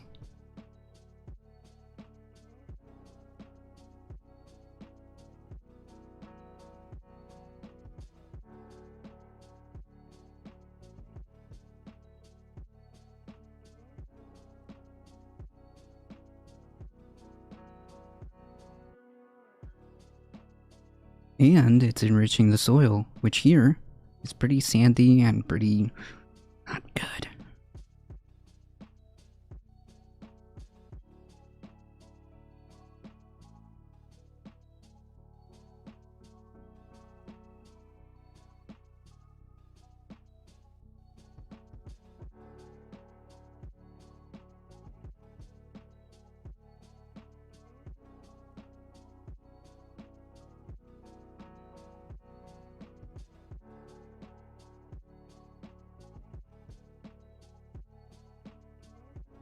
Alright, I just saw something that really triggers me. Hold on.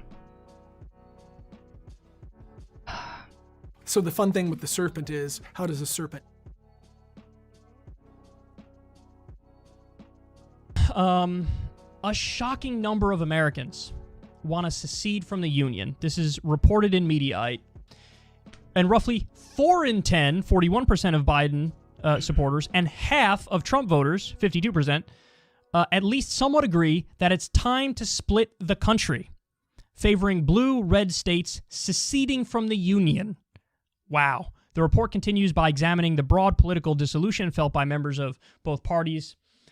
On one hand, roughly 80% of Trump and Biden voters view democracy as preferable to any non-democratic kind of government. On the other hand, more than 6 in 10 Trump and Biden voters see America as less a representative democracy and more a system that is run by and rigged for the benefit of the wealthy. See, now that's the key right there. Here's why, in many ways, this is just a disheartening but also illuminating poll, is that 41% of Biden voters want to secede from the Union, 52% of Trump voters want to secede from the Union. But then when you get into the specifics, you find out that the main gripe is exactly the same. Exactly the same. Again, 6 in 10 Trump and Biden voters see America as just basically a corporatocracy, an oligarchy.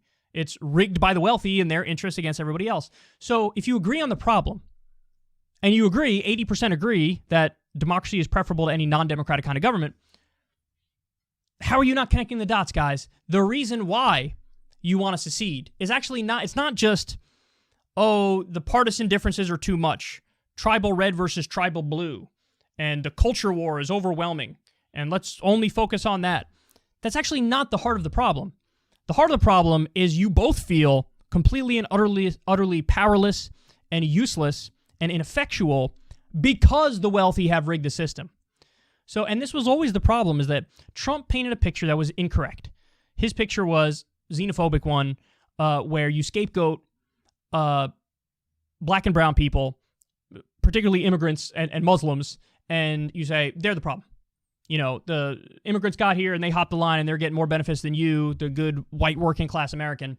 And so he gave a narrative to people. It was a false narrative, but he gave a narrative and sprinkled some fake populism on top of it. The Democrats didn't make the counter argument. The counter argument is, well, hold on now. Poor black and brown person, poor white person, working class, white person, brown person, black person, whatever, fill in the blank. You guys are not each other's enemy. You have a lot more in common. The real enemy is the top 1% who rigged the system against you. And it's because of them, they're running out the back door with all the money as they get you to fight amongst yourselves. And that's exactly what's happening. That's the narrative that's true. Now, deep down, a lot of Trump supporters know that's true because 6 in 10 say that's the problem. But then on the other hand, you say, well, we should probably secede. But if you secede and you have a red state, red America and blue America, well, guess what? You're still going to have the problem of the wealthy rigging the system. So red America and blue America would both be victims of their new red America government and blue America government, because they would be run by the oligarchy, run by the corporations, run by the billionaires. And then you realize, well, what's going to happen? Are blue Americans going to turn on other blue Americans? Are red Americans going to turn on other red Americans? Are they going to do the same divide and conquer trick and get you to be at each other's throats? Probably. But until we all realize what the problem is, it's class politics, it's corruption. That's the main problem. Until we address that directly, all these other problems are going to get worse. So, now listen, having said all that, as a matter of principle, do I think, a lot of people will see this and say, never. You can never, under any circumstances, split up America. I don't say never. I say if there really are irreconcilable differences at a time when you've fundamentally addressed the root problems, well then, yeah, if free people want to make their own decision to split up Thinking America about making a fun illustration to put all your eggs in one basket. If a majority of people voted for it, would I say never? No, I would respect that vote. Is full of eggs and others labeled social safety nets, betterments of society are completely empty with a few cracked eggshells. It reads healthcare and social security. That's great. I like that. So really, they all want to secede from corporations. Well, the thing is, it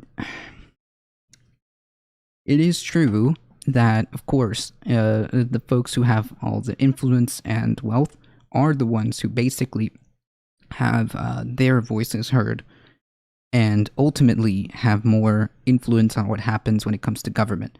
That part is true. However, I have to really see, and this rhetoric really triggers me. I have to see exactly what that poll was really taking into account there, because all of this stuff, all of this like civil war, secession rhetoric, like, I feel like it's being artificially pumped. I feel like that's being artificially pumped. See Tim Pool. Tim Pool has like 10,000 videos with the title Civil War on it. I feel like this is a little bit artificial. I feel like I'm gonna press X to doubt. And I think that the moment I see this type of stuff here, like this like really triggers me. Other facilities use aerobic composting, which produces very little methane but does produce CO2. Yeah, again, it just depends.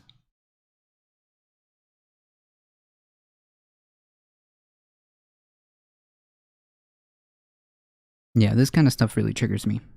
There's no need to completely like fall into this. I mean, we could go to Tim Pool's page and see how many videos he has on Civil War. I would. And depending on the circumstances, there are instances in which I could see myself supporting that. So I'm not one of the people who would say, never under any circumstance. I think that goes way too far. But what I will say is, no way, unless and until we at least address the real root problem. The root problem being the corporations and billionaires rigging the system against average people and for themselves. Address the fact that it's an oligarchy and a corporatocracy. Address that. Do a New Deal. Get the money out of politics.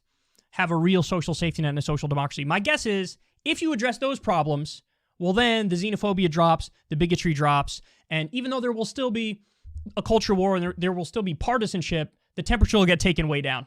And not nearly as many people would want to secede. So that's my reading of the situation. But we're already at almost a crisis point in terms of... I can't even scroll down like half the page and there's already a video about Civil War. Check this out, chat. Check this out.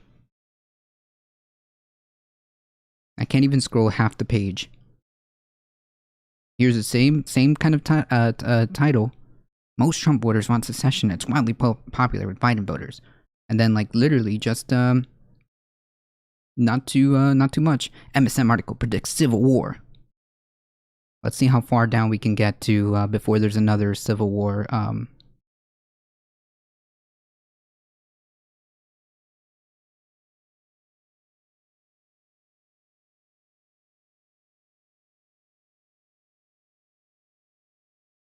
Civil War title.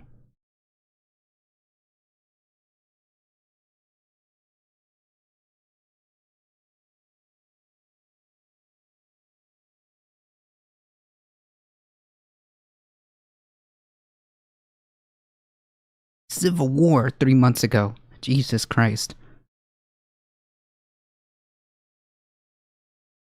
This stuff must go heavily against MAGA folks' desires? I don't know. I don't know what that means. Like, really? This is the kind of stuff like we're trying to like perpetuate? I don't know. I don't know.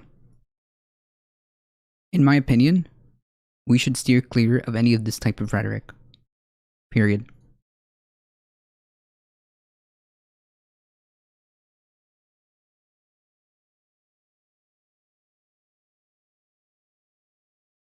Or, I guess I should say, don't be like Tim Pool. How's that? Does that make the point clear? Don't be Tim Pool.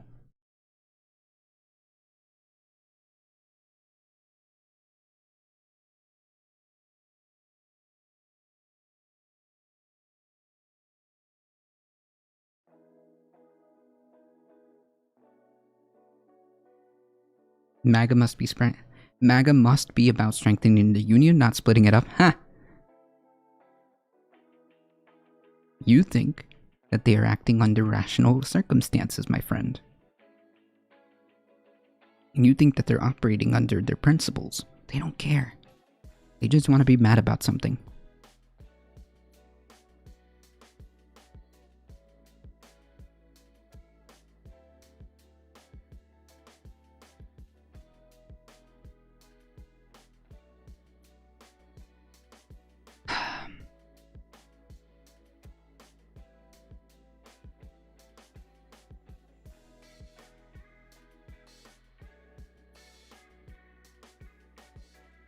And to further hammer down the point of why this is nonsense and why we should stay away from this, is A, never go, don't be like Tim Pool, okay? Don't go the ways of Tim Pool. Never go the ways of Tim Pool, okay? First of all, when it comes to journalism, never go the ways of Tim Pool. Second of all, do you know who's really frothing at the mouth? Do you know who's really just anxious and just wanting this to happen? Do you know? Do you know who really wants this to happen and who's just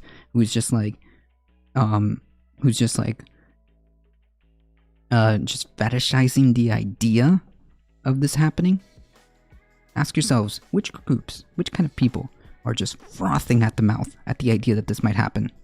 And then come back to me and tell me that this is a great idea or we should continue to perpetuate this type of rhetoric.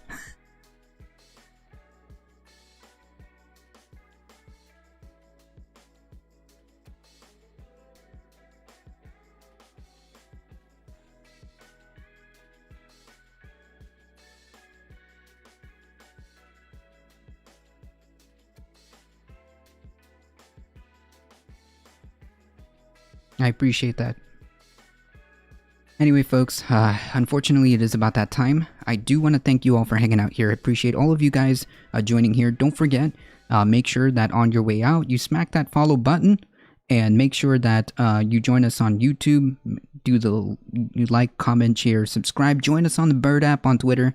Join us on TikTok and all those awesome apps, all those awesome social medias. I know. And please join our Discord. Join our Discord. Alio coming in hot with the 10 biddies at the end. Thank you so much. Join the Discord. And of course, thank you so much for your stream. I appreciate that. Thank you for hanging out. Join the Discord to keep up with the channel. Of course, my call to action to everybody that's here. Please spread the word far and wide that this is a chill place to be for news and politics, Monday through Thursday, 9 a.m. to 11 a.m. Eastern Time. And join us for Saturdays on Saturday Catterdays. You have a good one. Thank you so much. As always, please stay safe. Please take care of each other. I love y'all, and I hope to see you guys in the next one. See ya. Thanks for letting us in. You have a good day. You have a good day. Hang tight, folks.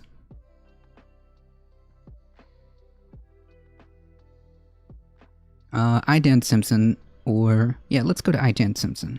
Wait, you know what? Who we haven't seen in a while? Let's visit Bleep Blop Ben, alright? Show some love to Bleep Blop Ben, please. Show some ADT love, alright? Alright, folks, we're heading out in 5, 4, 3, 2, 1. Here we go.